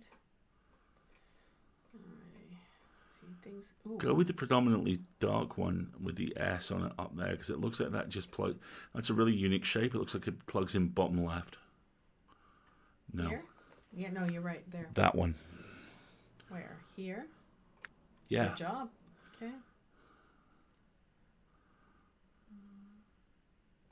Ooh. There we go. Ooh, this is so exciting. Oh yeah, this is really fun. That word is given. That is the other half of it. Oh, wait, I moved my frame. Come back. Good. All right, so now we need something. Yeah, it does. Good spot, Compost. What? The dark words appear to say statement given.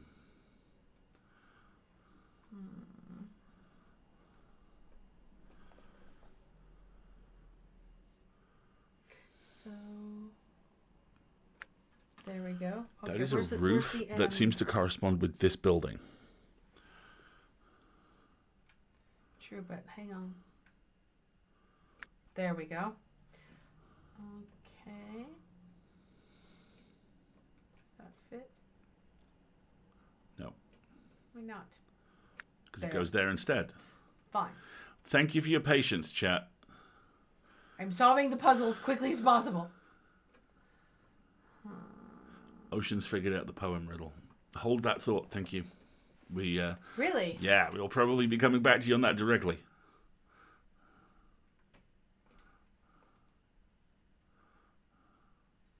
See this seems to go up. The back of that is April. That is 1/7.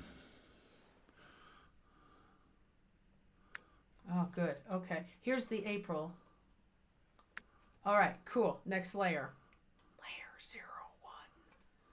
God, that anime was weird. Anyway. Which one?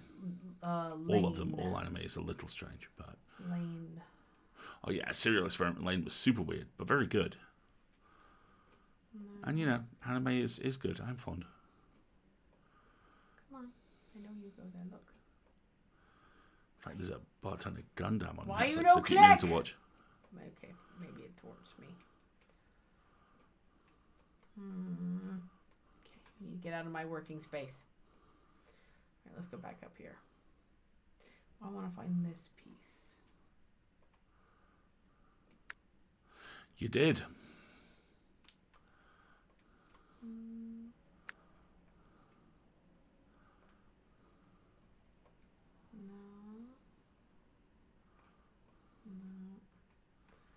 Maybe this.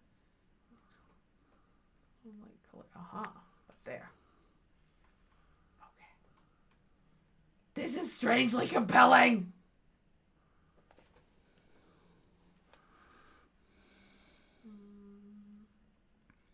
Want that.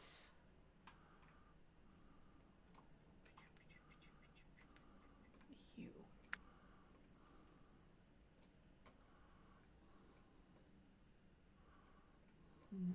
No. Yes. You, I think, go no. Good.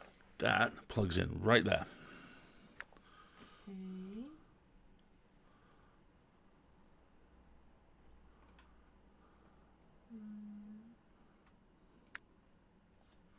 Uh-oh, I see the word abandoned. That's not good. This is so compelling. Oh my gosh. Zalia, this is so much fun. Wendy, that's really accurate. We have talked before about how if I had made different life choices, my pattern recognition skills might have come in useful in other fields. Yes. In Her Majesty's service, perhaps? Alrighty.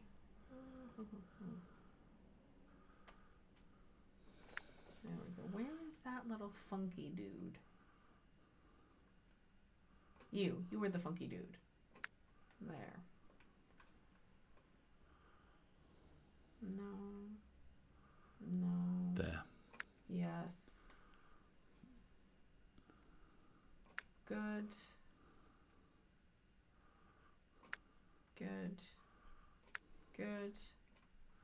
Stay on target, chat. Oh, thanks, Ocean. Oh no, don't do this for them. Oh no. Oh, good. There were 2 other pieces hiding. I was about to have a heart attack. It's like, no, don't do this. Zalia, that would have been very on brand if you had like left one piece out.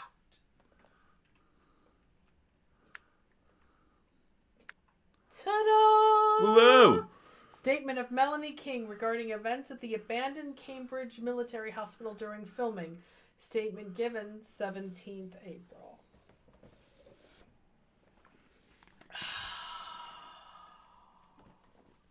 Episode 28, Skin Tight. Okay, well done, chat. 27 April. 1 padlock down, 4 to go. It says enter the code. Because the question asked was, when did we meet, right? So let's try April 17th. But you can't open it. Look at the index cards. Compost is suggesting 174 or 1704. Let's look at the cards. No, April. Let's, April 17th. You got an E still present. Crap! Stop! Bad browser. Don't. Okay, this is UK dates. Yep. So 1704. Yep. Boom. The padlock Nicely clicks done. open smoothly, and you pull it away. It clatters as it hits the stone floor. All right, One down. Turn your attention back to the bag. 4 to go. All right, here we go. Here we go. Back to the bag. So, that was the ghost key ring, correct? Yes. All right. So, the anchor was the poems, wasn't it? Yeah. Right. So, we don't have anything associated with the color, though. Let's come back to this one later. They each seem to be independent, so let's go on to the compass. The compass on the keychain spins wildly around and around. Directions, physical space, they don't mean anything anymore. The journey will be the journey. You still look through the papers, curious what they could mean and resisting the urge to know. The first item is a postcard, the kind that you would pick up at a post office or a tourist office, when such things existed. The front of the postcard shows a picture of a loch, a snow-capped mountain in the distance. It looks beautiful. At the edges of your mind you remember stones turning beneath your shoes and the soft lap of waves against the shore. You remember a hand in yours. Is that clickable? The back of the postcard has a handwritten message. Is the purple text clickable? No. Okay. Set off south from Torridon and follow the Red Road west. Follow the road west. Red Road west. Follow the road west. Follow the Red Road west. But the word red is here, but not here. Ooh! Ooh! Okay. Red. Fine. Okay. Pass the activity center and keep going until you reach the viewpoint, then park up. You'll want to head south until you reach a small lake and see the mountain to the southeast. Basira. So that word red. Oh, Zalia, well done. Okay, so let's do that again. So, south, west, south. Zoe just said, I'm going to say I made the postcard first and then tweaked, so the red road is just to make it clear what you're looking at. Thank you. Okay. So the directions are south, west, whatever the south, fuck the small lake, and see the mountain to the southeast. Okay, so fine. Okay. Check the map. Yes, let's check It's not some genius clue. It's a coding leftover. Okay, fine. Check the map. You unfold the map that comes with the postcard and look it over. On the map, someone has scrawled a note. I think, I wonder if this is the red road. I think it is. Where is the note?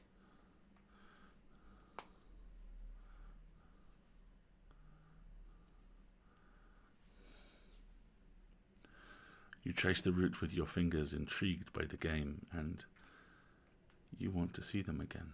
Okay, so follow the red... Where's Torrington? Hold on. Here's Torrington. What's the directions? Follow the south. Red south. Follow the red road west, so that way. West. And then it says, keep going until you reach the viewpoint. Viewpoint is the sun symbol.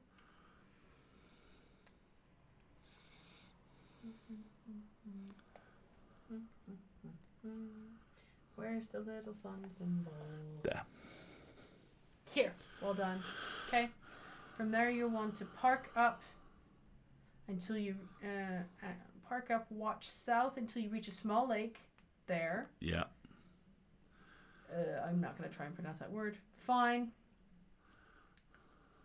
And see the mountain to the southeast. Which it is. So that is 53. I'm writing it down. It's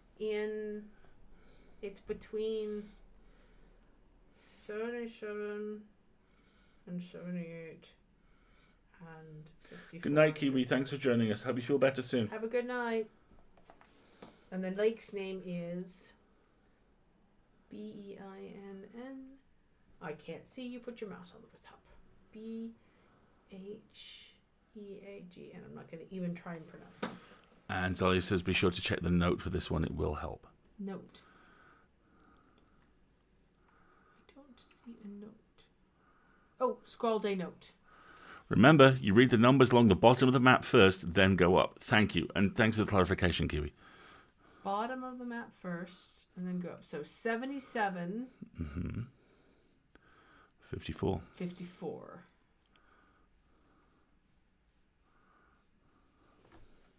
$77.54.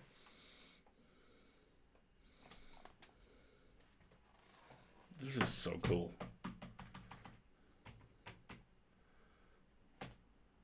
No! Okay, try again. Because we were between two, so it might be 77.53. Yes! Padlock clicks open smoothly and you pull it away. It clatters as it hits the stone floor.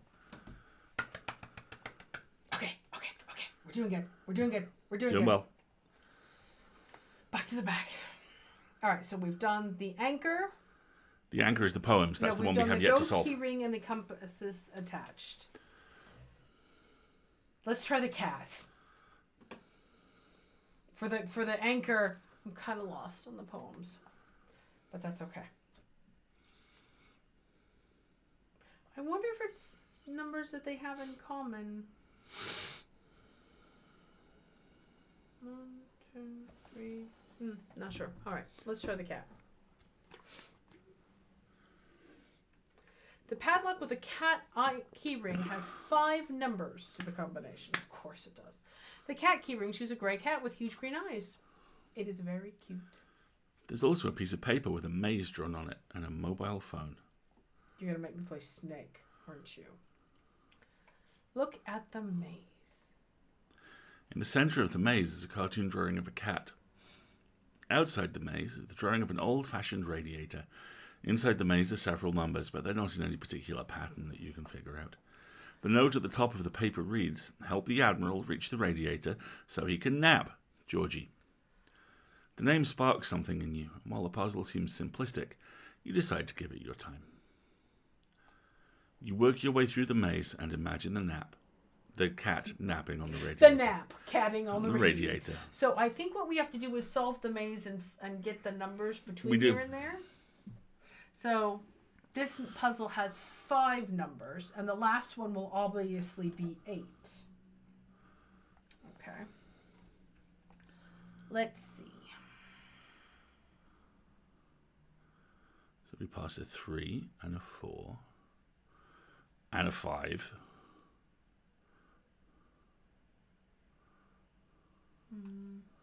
I don't know if that's the right. I think that is the only way you can go. So it's maybe we should trace it from the radiator. Mm-hmm.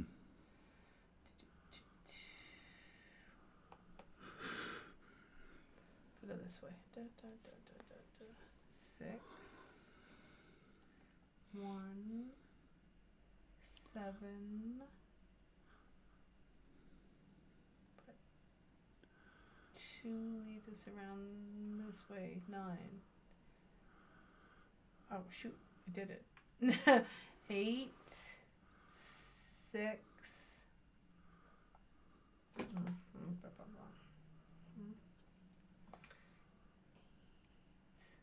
Six, 1, 7, 2, 9. 8, 6, 1, 7, 2, 9 is too many numbers.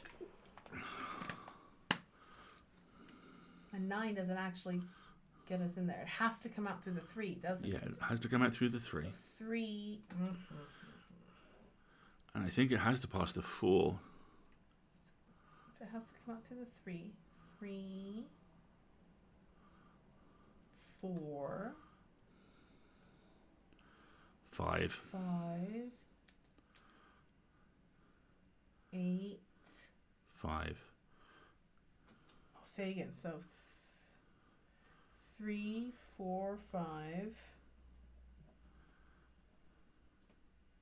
8, 5. That's going to be too many numbers. 3, 4, 5, 8, 5, 8. See? Too many numbers.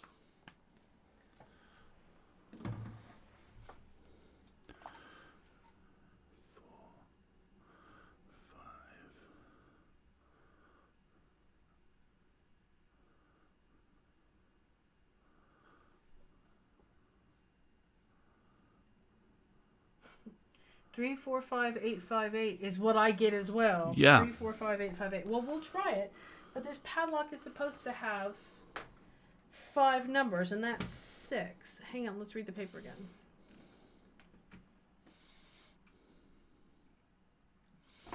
Let's click on the radiator. You have some numbers to work with now. Try the phone lock screen. Oh, maybe that unlocks the phone. Okay. 3, 4, 5, 8, 5, 8. Ha! The phone unlocks and you have access. You feel a small flare of satisfaction. There's a note on the screen. I never deleted your phone number, even after we argued. Maybe you should check that it's still correct, Georgie. Seems like an odd request.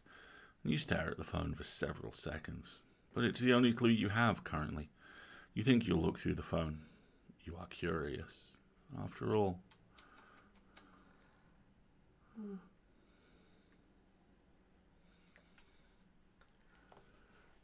It's a bit nosy, you suppose, but you don't really feel bad about it. There are lots of photos. Oh! Lots of photos of cats, especially of the Admiral. Just so many cat pictures. It's great. Look at that handsome lad. There are several photos of people too, and you think you recognize them. 2 women with their arms around each other. One of them is wearing dark glasses and holding a cane. Georgie, you realize. And Melanie. The names come to you, clear points in the torrent of horror. Georgie holding the Admiral, and an old photo of Georgie younger, beaming, her arms around a man who looks decidedly more awkward, but he's smiling to... Oh. Let's check the rest of the phone. Look at the baby. I would like to see the baby. Alright, let's look at the web browser. Rude. And it opens that web browser. Oh god, it's a fan site. Oh, that's so cool. I love this. Oh my gosh, I could scroll through this forever. Look at all this! Look at all of you! This is amazing. Well done. Look at this. Excellent Easter eggs, Zalia. I love it. With love from like at least 30 Magnus Archives fans. You guys. Oh, this is hilarious. Okay.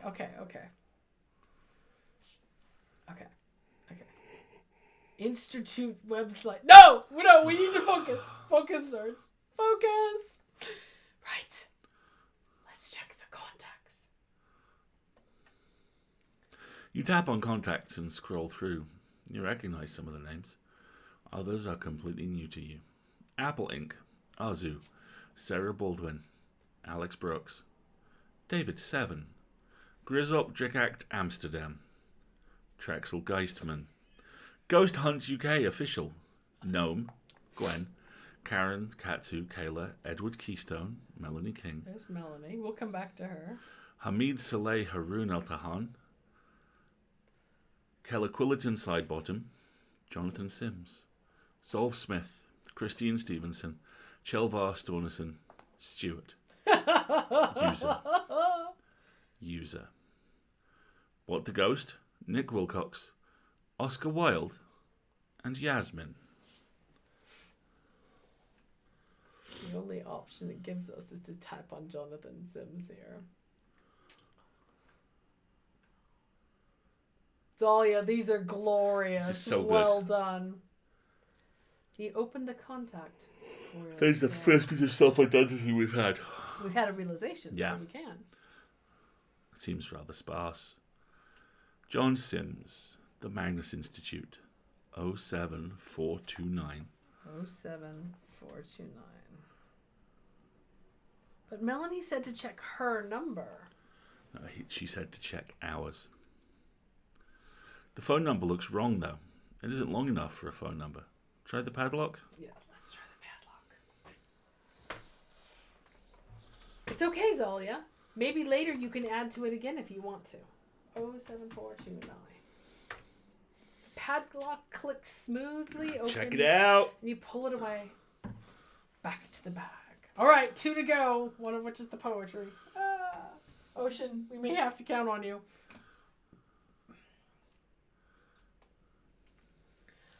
Oh, paper tag covered in eye symbols. Hello, John. I'm sorry, Sarah. It's okay to go to class. Valhalla awaits you. The final 2 puzzles will be waiting for you when you get back. Have a good class. Yeah. I'm going to steal some of my water now. How are you stealing some of your water? I don't know. It's my water. Chat, we've been streaming for almost 2 hours solid. Please do make sure you take a break if you need to. Zalia, this is a hell of a game. I don't think we're going to get a break. You did such a good job. Tonight. It's okay. It's okay. Eye symbols. Here we go. This padlock has a cardboard tag tied to it. The tag has a pattern of 4 eyes. The pattern makes you shiver in discomfort and desire. There are several pieces of paper in the bag which all show similar looking eye symbols. There are names on the papers too. They make you remember. Clinging to the paper as he peeks through you and out of you, and you cannot stop the words keep coming, and it's so much worse, so much more horrifying, and you can feel the boundaries of the world beginning to warp and shatter, and it's your fault, and it's all your fault. You feel unsettled. Your palms are clammy and your breathing comes a little too fast. Your throat feels tight. You want to leave this place and you want to hide, but the statements draw you in. Read the statements. Folks, make sure you do hydrate and stuff, okay? Do not dehydrate. No dehydrating. Oh, gosh. Okay. Statement of Sasha James. Statement of Timothy Stoker. No, at the top there. You spread the statements out around you and begin to read. You feel the weight of the eye patterns on you, like something is watching you. You aren't sure if this is horrifying or reassuring. The statements feel familiar, and they settle in your mind with the feeling of a favourite snack. Okay, so there are 5 statements, but 4 eyes. Yeah, isn't that weird? Sasha? Sasha. Okay. 016 0204. Okay, so that's a 0 for sure. Yep. Zalia, you're puzzles. Okay. So 0 1. So that's a 1. Hold on. How is that a 1? Case number 016 0204. So all the zeros were the same, which means you can imply that this 7-digit string is symbols. All right. So this symbol, which is this symbol here, is the number 1. Okay, I follow. Okay, so 1 something 1 something something. Okay, now any of the rest of these line up. Wavy eye here. So wavy eye lines up as well. 1 2 4 5 0 1 6 0 2. So wavy eye is 2, which means the last number of that sequence is 2. So something 1 something 2. But we don't have this one, and we don't have that one. So we'll have to look at another statement of someone else. Go ahead. Okay, so all right, Tim. 017. That confirms the 0 and the 1. 017 0171. Yep. 406. Okay, so do any of these line up with the symbols we still need? I don't think so. No. I'm sorry, Tim. You are of no use to me. Double boss. All right, Martin. How about you? 0161203 016 1203. Which symbol? That. Yeah, we already had that. Okay. That's the number 2. We had that from here. COVID, this is Zalia's Magnus Archives escape room game, which is... Oh, sorry. Let me put the details in the chat. We've been very focused. I apologize. That is what we are playing right now. It's a fantastic game written by Zalia. Yeah, it's so good. All my right. Goodness. Okay, so I still need sun eye, and I still need... I don't know what to call this one. Reflection eye. Haven't found either of those yet. Melanie, what do you got for me? Oh, I know what's going to happen. Damn it. It's going to be process of elimination. I'm going to have to figure out what all these other symbols are and what they aren't. Okay, so what numbers are we missing right now? 0, 1, 2, 3, 4, According to Stitch, 6, we're missing 5, 8, and 9. 7. Yeah, so we're missing 5, 8, and 9. Okay, so these are 5, 8, and 9. So let's... Alice, help me out here. Come on, Daisy. There's 8. Okay, so 0, 1, 8. Reflection eye is the number 8. So something 1, 8, 2. So this symbol doesn't line up with anything we've seen so far. And the process of elimination, it has to be either a 5 or a 9. Because we haven't seen a 5 or a 9 come up in any of this. So we're going to have to guess.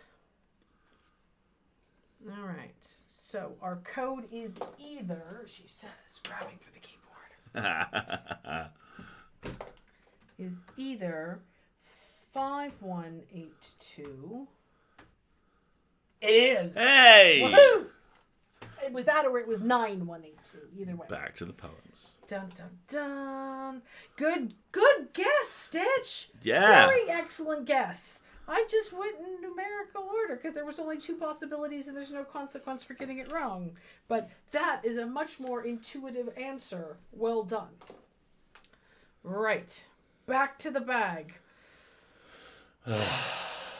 English literature. Back to the poems. But now we have all this experience under our belts. We're all attuned to puzzliness. To Zalia's puzzle brain. Let us return to the anchor. Right. Okay. So we've got 4 poems. We have to enter a code. It is round, with a round button in the center, which can move in 4 directions. With a green cover. Green is not one of our colors. Several handwritten poems, and inside the front cover you find a code. So blue, black, white, yellow. We think the first poem corresponds to east. Yeah. But the problem is we don't have a way of knowing in which order the directions or the colors come. We just have the number of the poems. So we have to assume that's at least a starting order. And I think the green notebook is a red herring as well, because it doesn't correspond to any of the cardinally directioned colors. But what we do we have that each of the poems have numbers. But I don't know if that's just like sonnet numbering or not. Excuse me. So, poem number 1 is the numbers 14 and 3, and we think it's the color black. line 14, third turn. Let's try. 1, 2, 3, 4, 7, 8, 9, 10, 11, 12, 13, I was 14. right. Ah, you smug bastard. Black. And so was Stitch. Good job. Black. Okay. All right. That's what we're looking for. So, all right, hang on. Flip page. So if we're going to take this in poem order, poem number 1 is black. Using this mechanism comes up with the word black, which comes up with the direction east. Which tallies with current thinking. Fine. Okay. So let's carry this through. Poem number 2, 8th line, second word. 1, 2, 3, 4, 5, 6, 7, 8. Snow. White. Snow. Which is white. We appreciate the patience, chat, and we're engaging as much as we can. It's always difficult with puzzle solving, but we're hearing all your guesses, and they are all very good. South. Okay, so 3, 6. 1, 2, 3. 1, 2, 3, 4, 5, 6. Waters, which implies blue. Which means north. Fine. And then 4. 1, 7. 1, 2, 3, 4, 5. Yellow. So gold, i.e. yellow. i.e. west. Okay. Fine. So now we have a series of directions we should go. Yep. And a compass to put them in. Where do we have a compass? This padlock is different. It is round with a round button in the center which can move in 4 directions. All right, fine, Assume the top is north. Then what's the password? Because I have a series of directions. I don't have a series of numbers. That's what I'm missing. Start with ESN. Yeah, let's try. They were capitalized. You're correct. Yeah. So let's try ESNW. There you go. Ta-da! Good job, everybody. Good job. It thuds against it, but you're already moving on. I've moved on as far as I can. Okay. I think this calls for a break or a snack. Do you have a snack? I don't have a snack. Choices were made. I have a snack. Choices were made. This is a kilo of candied orange peel because this was the smallest container I could get it in. And it's going to take me years to eat it all.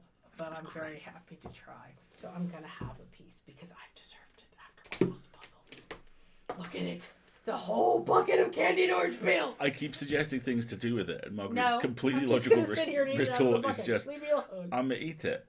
That's what I'm here for. I just want to eat it out of the bucket. Just one piece. One piece of being very good. Take it away. Make it go away. Love my bucket. Oh, they're taking my bucket. Right.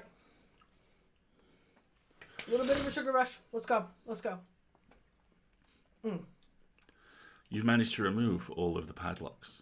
All that remains is to look inside the bag. Your hands are trembling with anticipation and fear. What if there's nothing inside? What if you were alone? Could this have been a cruel trick? It is not a hopeful world anymore. You know that instinctively. I'm clicking on I'm scared. You pull away from the bag and huddle back on the too soft sofa. It feels like someone should be there with you, but you are alone. Outside, the wind screams and the dirt screams and the seas scream, and you are silent and alone and hungry. You need to know.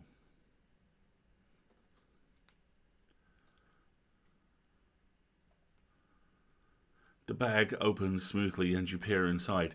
Your heart, if you have such a thing, is hammering in your chest. You pull out the items and lay them on the floor. A stuffed toy. There are a pair of stuffed toys in the bag. Fluffy Highland cows.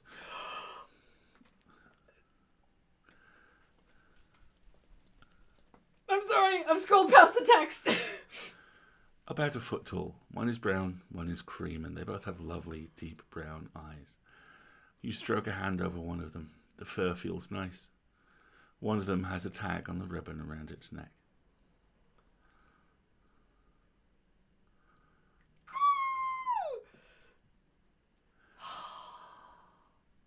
Okay, we have to read the tags.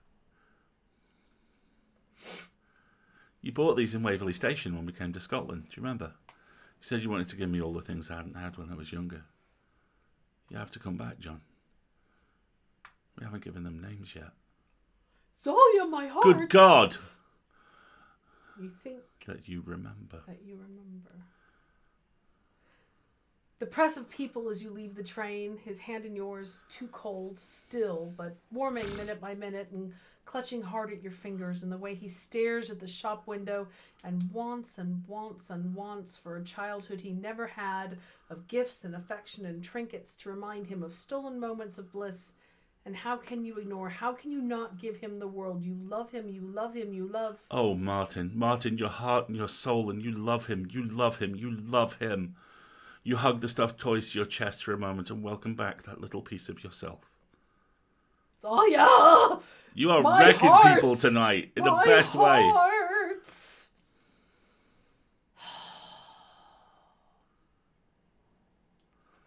Zalia, what have we done to you to deserve this? Shall we look at the book? Let's look at the book. That's a familiar book. I forgot! There is a slim volume in the bag. The cover shows a variety of weird things. A cassette tape, a microphone, a mouth with a tentacle coming out of it, a section of a man's face. He reminds you of someone, but you can't quite figure out who. You open the book and read the inscription inside.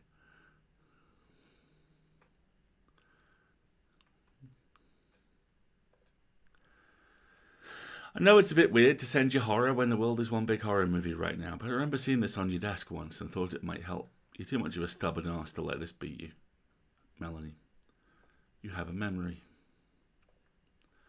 Sitting up late over drinks with Melanie and Daisy in the archive and doing a reading of some silly horror story in your spookiest voice, and they ask you ridiculous questions to see if you know the answer.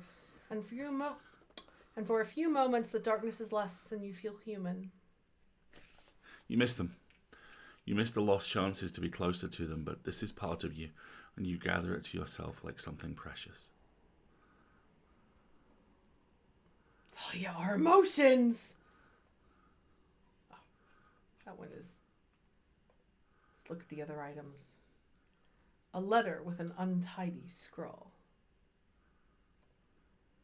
The letter is a little ragged. The edges, the handwriting messy, but still legible. Remember I dragged you here to the quiz one time? First time you actually looked happy since the coffin entered and moping. Even when we got kicked out because they thought you were cheating because spooky powers. You're better than this, John. Better than him. So you better get your act together and come back to us. Daisy. There is a photograph along with the letter. Milbank. You have a flash of memory.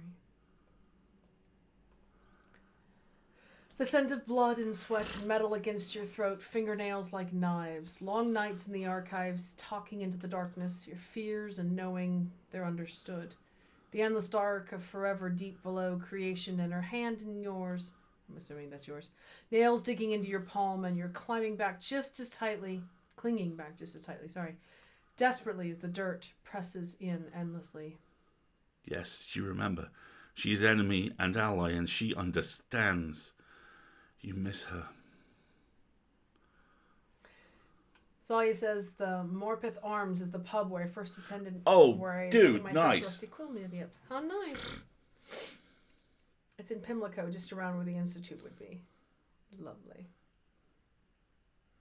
Hunt for your family? I want to look at the other items yet. Yeah. A neatly written letter. This is Basira. This is not Tim. Tim would never write neatly. This letter has neat, joined-up handwriting, and it's sealed with a sticker of a ghost that sort of looks like a cat. Hey, John. I know we haven't got on recently, but I do know that you're a good man. You're my friend. I love you. And you deserve better than this. Better than being manipulated and abused and swallowed whole by the monster you had no choice in being tied to. You have friends, John, and a man who loves you very much. The Admiral misses you too. He's been moping for a while. Come back to us, John. Georgie. There is a photograph attached to the letter with a paperclip.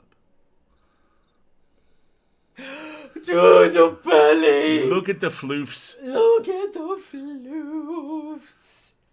Tiny little evil murder goblin. Baby. You shiver as you remember. She laughed at your joke, the stupid sarcastic one, and didn't immediately decide you were an unlovable prick in a joke in a seminar. Turns to drinks, turns to kisses outside her flat, warm from a concert and fizzy with adrenaline. Bedraggled and terrified, and she looks at you with shock and concern and care, more care than you deserve. Anger and recriminations, and it hurts. It hurts. But it's blunted by the fear which coils around you like a noose, and you wish you could explain, and you're so glad she's safe. You reach up and touch your lips. Not a first kiss, but the first that felt like more than obligation. And the Admiral does look very soft in that photograph. Aww. One more item, I think. Yeah. A beanbag owl. You find a small beanbag in the shape of an owl. It's purple and made from silky fabric with flowers on it. Has a pleasant weight when you pick it up. If you had more of them, you could probably juggle them. Oh, God. You don't know if you can juggle, but you certainly seem to know the theory. Tim and Sasha got you this when you got promoted. They said it was like the Institute logo, but they couldn't find one in green. You hid it when people came to give statements, but you always got it out again afterwards. Martin.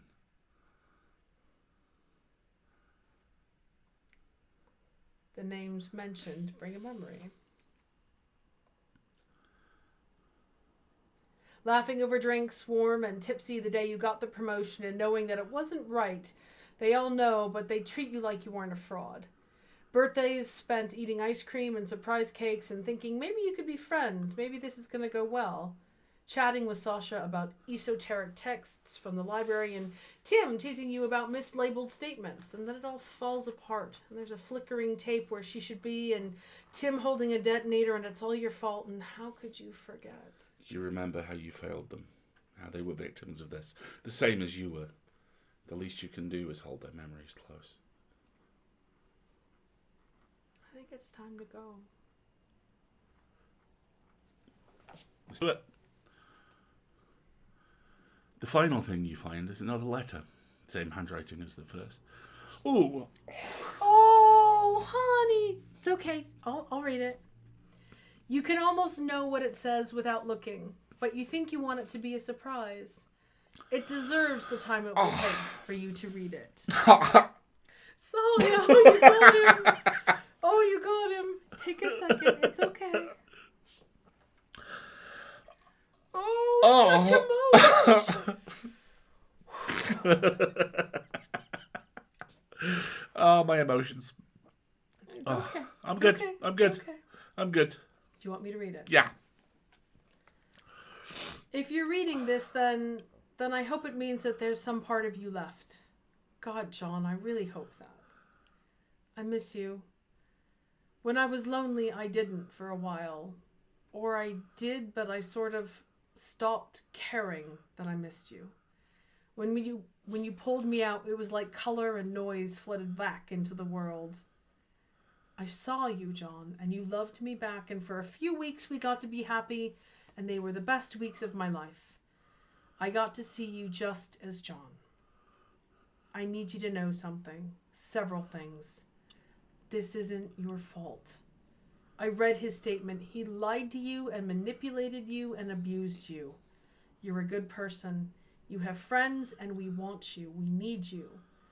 I love you. I really love you. I think I've loved you ever since you let me stay in the archives after Jane Prentice. I hope this helps. I hope you remember. Come back to us. Come back to me, John. Love, Martin. You're right. Uh-huh. Okay. Yeah, you should probably bring us into Lent. I'm pretty sure I can't. Okay. You realize that your hands are shaking. Your eyes prickle with heat. For once, the endless symphony of horror in your mind is silent. Martin, the man you love, the man who saved you just as much as you saved him. Martin is out there. Your friends are out there and they haven't given up on you. Your name is Jonathan Sims and you are loved. And you can't see it, chat, but the last thing says, return to them. You are ready to leave. There's little that you are taking with you. A jumper, worn, warm, and soft with care. A tin of tea, maybe the last in the world. Sturdy walking boots that have barely been worn, but contain a journey in potential. And a bag. It's not a special bag, just a worn black rucksack, a little battered. But inside is the world. You leave a note before you go. They may never see it, but it feels right. An appropriate ending to a small story that is just one part of a much larger one. A note to seal it into your mind and your soul. A promise. You take out a pen and begin to write. Oh my god. And then you open the door. The eye stares down at you, through you, and out of you. But for once, your gaze is not drawn to that impossible tower. Instead of your destiny, it is drawn to your home. You're coming home. And it says, take the first step. What do we want to write in the note, chat? I know what I want to write. Oh!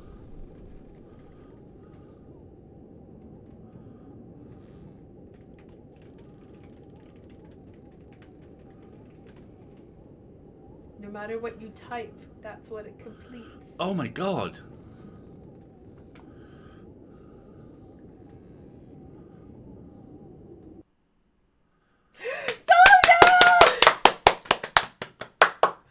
Holy shit. Oh, the emotions. Oh, the emotions. Zalia, that's Zalia, incredible. That's amazing. It's so good. Yes, we all love this AU. Thank you very much. Yes. Oh. Oh, that was so wonderful. Are you all right? Oh, yeah. Have some, everybody have some water. I'm We're good. all a little I'm good. dehydrated. Oh, why would you do that to us? That was so many feels. So many feels. I'm like, should we take a break? I don't think we should take a break. I don't know if Chad, what do you think? Does that feel okay? Is that an okay place for us to stop, or do we need a shenanigan? I think anything? a couple of bread licks would not take terribly much time. Shall we do a couple of quick bread licks just to lighten the mood a bit? I mean, I feel very accomplished. I mean, I interpreted poetry riddles this evening. It is past my bedtime as well, Wendy. We're just going to do one or two quick bread licks, one of which you wrote. Yes, Wendy. So you might want to stick around. So let us, and by us I mean me, I'm talking about myself. Let me get us back to a main camera. Welcome back. Oh, okay. There. Kind of crop the microphone out. There we go. Yeah, an emotional palate cleanser I don't think would hurt. So let us have an emotional palate cleanser. Just give me a second to find all the various... There's a bad ending. There's a bad ending? Zalia, there's a bad ending? What? What? Ooh. Ooh, I'm very... I didn't want... Ooh. How do you get the bad ending? Do you, like, drag your feet and... Oh, my... Oh. Okay, chat, here. Let me put the link in the chat for you again. And if you decide you want to try once more... And experience the bad ending. And you can go and experiment with the bad ending. People are like, no, I refuse to think about... Yeah, I refuse to think about it, too. I mean, it's really very tragic that the Magnus Archives ended on season 4 when it was supposed to be a 5-season show. Mm-hmm. Very, very tragic. We were one episode away from victory. I'm so sorry, honey. Such an unsung hero. Just, unsung hero. Unsung hero. Unsung hero. It's really close to the start if you do want to see the bad ending. Okay, thank you very much for that clue. I'm not going to do that now. Zalia show up and buy you. You can take your headphones off now, by the way. Okay, there you go, so you don't strangle yourself. Okay, bread licks. And why was the last episode only 5 minutes long? I know, right? It was really weird. Anyway, we're going to do some nice, relaxing shenanigans now. With a million billion links in them. All right. Christmas present. Because Wendy wrote a bread lick. And now she can't go to bed until we read it. So we're going to read it. And then you can go to bed, Wendy. It's fine.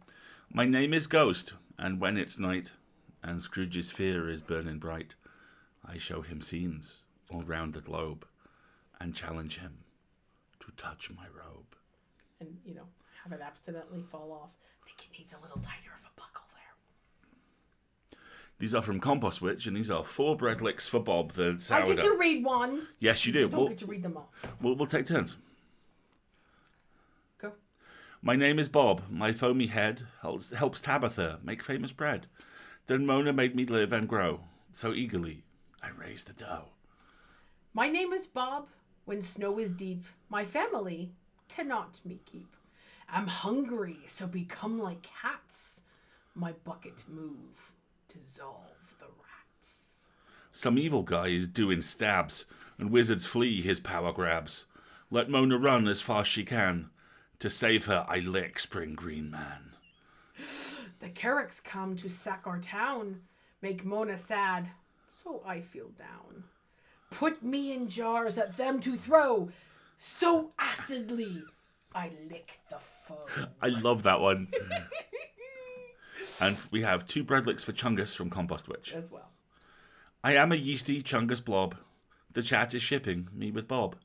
When flour and waters freely flow, my foamy daughters raise the dough. My name is Chungus, truth to tell. Costumer Wendy dressed me so well. As Christmas Spirit, Lonely Pete, or Ocean's Mushroom, cosplay's sweet. Perfect. You are all amazing. Thank you for that. Ocean, are you going to be streaming? Are you looking for a raid request? I love all of these. I gotta admit, everybody, I have my fingers crossed. Wizard's Guide for Defensive Baking is up for the Lodestar Award, which is oh my god, what has happened to my hair? Ah! My hair, y'all. My hair, y'all. It's so big. It is. What is it nominated for? The Lodestar? It's the Lodestar. Which is the YA novel. Yes. Oh, and I want it. I want it to win. I want it to win so very badly. I'd love to be like, look, I'm here and brought my friends. As many of you as you can, please. Right. Ocean, drop the details in. Sure. Let's do the raid. Give us the account. Folks, we're going to go say hi to a friend of Ocean's for the raid, so you are free to join us if you like. And if not, this is an excellent time to say this evening. We will just do this raid real quick. And let me do the math. It covered up the thing that I need. Do I have to do the at? I don't know how to do raid. Help. Is it Zelda CW? All right. Okay. What's Cross the phrase? Your fingers. What are we going to say for... let's say we lick the foe. We lick the foe. We lick the foe. Have a good night, everybody. Good night, everyone. Thank you. Actually, I just realized we can't raid, because if we do a raid, then I can't end the stream and show the credits. I'm really sorry, Ocean. We'll try it again. We'll try it another time, okay? Please do say hi to your friend for us. But I just realized I can't do that because I have to set up the credits to thank everybody who donated and our amazing moderators. Well, I've learned something new. We'll figure something out in the future. We will about catch how it we're next gonna time. Do it. Give a quick recap. No worries. We do lick the foe, though. We do lick the foe. You can see us next on Friday when the final official episode of our Hugo-nominated newsletter, The Full Lid, will go live at 5 p.m. GMT. There's stuff in it. It's really good. I wrote most of it today. Which you can't remember right Next, there's a review of Arcane. There is a review of an excellent new comic called Lunar Room, in which a banshee is suplexed. Yes. Yeah, that sounds awesome. And a review of John Rapian's excellent new comic version of Gawain and the Green Knight. Stitch, those bread licks are from a book. The book is called A Wizard's Guide to Defensive Baking by T. Kingfisher, and Bob is a character in the book who is an acidic sourdough starter who they put in jars and hurl at an enemy. So he licks the foe who is invading. The foe is the mercenary company who have been hired to basically seize the city. Town. Yeah. Yes, exactly. Duck, if you are available, you want to pop a link in the chat to the collection of us reading A Wizard's Guide to Defensive Baking. That would be great. And Ocean, yeah, that sounds great. Oh, no, it was a but who was phone joke. Oh, but who was foe? Oh. But who was foe? But who was foe? Who was foe? Well done, Stitch. Very well done. Nicely played. Good joke. Very Excellent. nicely played. But who was foe? Okay, I'll have to do that from now on. And then on Sunday, we do a casual gaming stream at 10 a.m. UK time on Sunday morning. We are currently playing Life is Strange, True Colors, Colors, which is presently made entirely of emotions. Which is very made of emotions right now, but I think is about to pivot into made of investigation. So hopefully that the will Carex were all dead. Then who was foe? Then who was foe? Oh, the feral gingerbread man. That's who was foe. And then we will be back next Wednesday where... Stuff will happen. Stuff will happen. Don't know what stuff it'll be, but it'll be us, and it'll be stuff. I will not eat that entire bucket of orange candy peel because I'll die, but, I'll think really hard about it. Yeah. The cookies. Yeah. All right. Have a great night, everybody. Thank you, folks. This has been brilliant. Thank you so much for joining us. And we'll see you next time. I've been Alasdair. I've been Mark. Camera goes and unfocuses on us. I've been Alasdair. She's been Marguerite. This has been fun. We'll see you next time. Have a good night. Bye, everybody.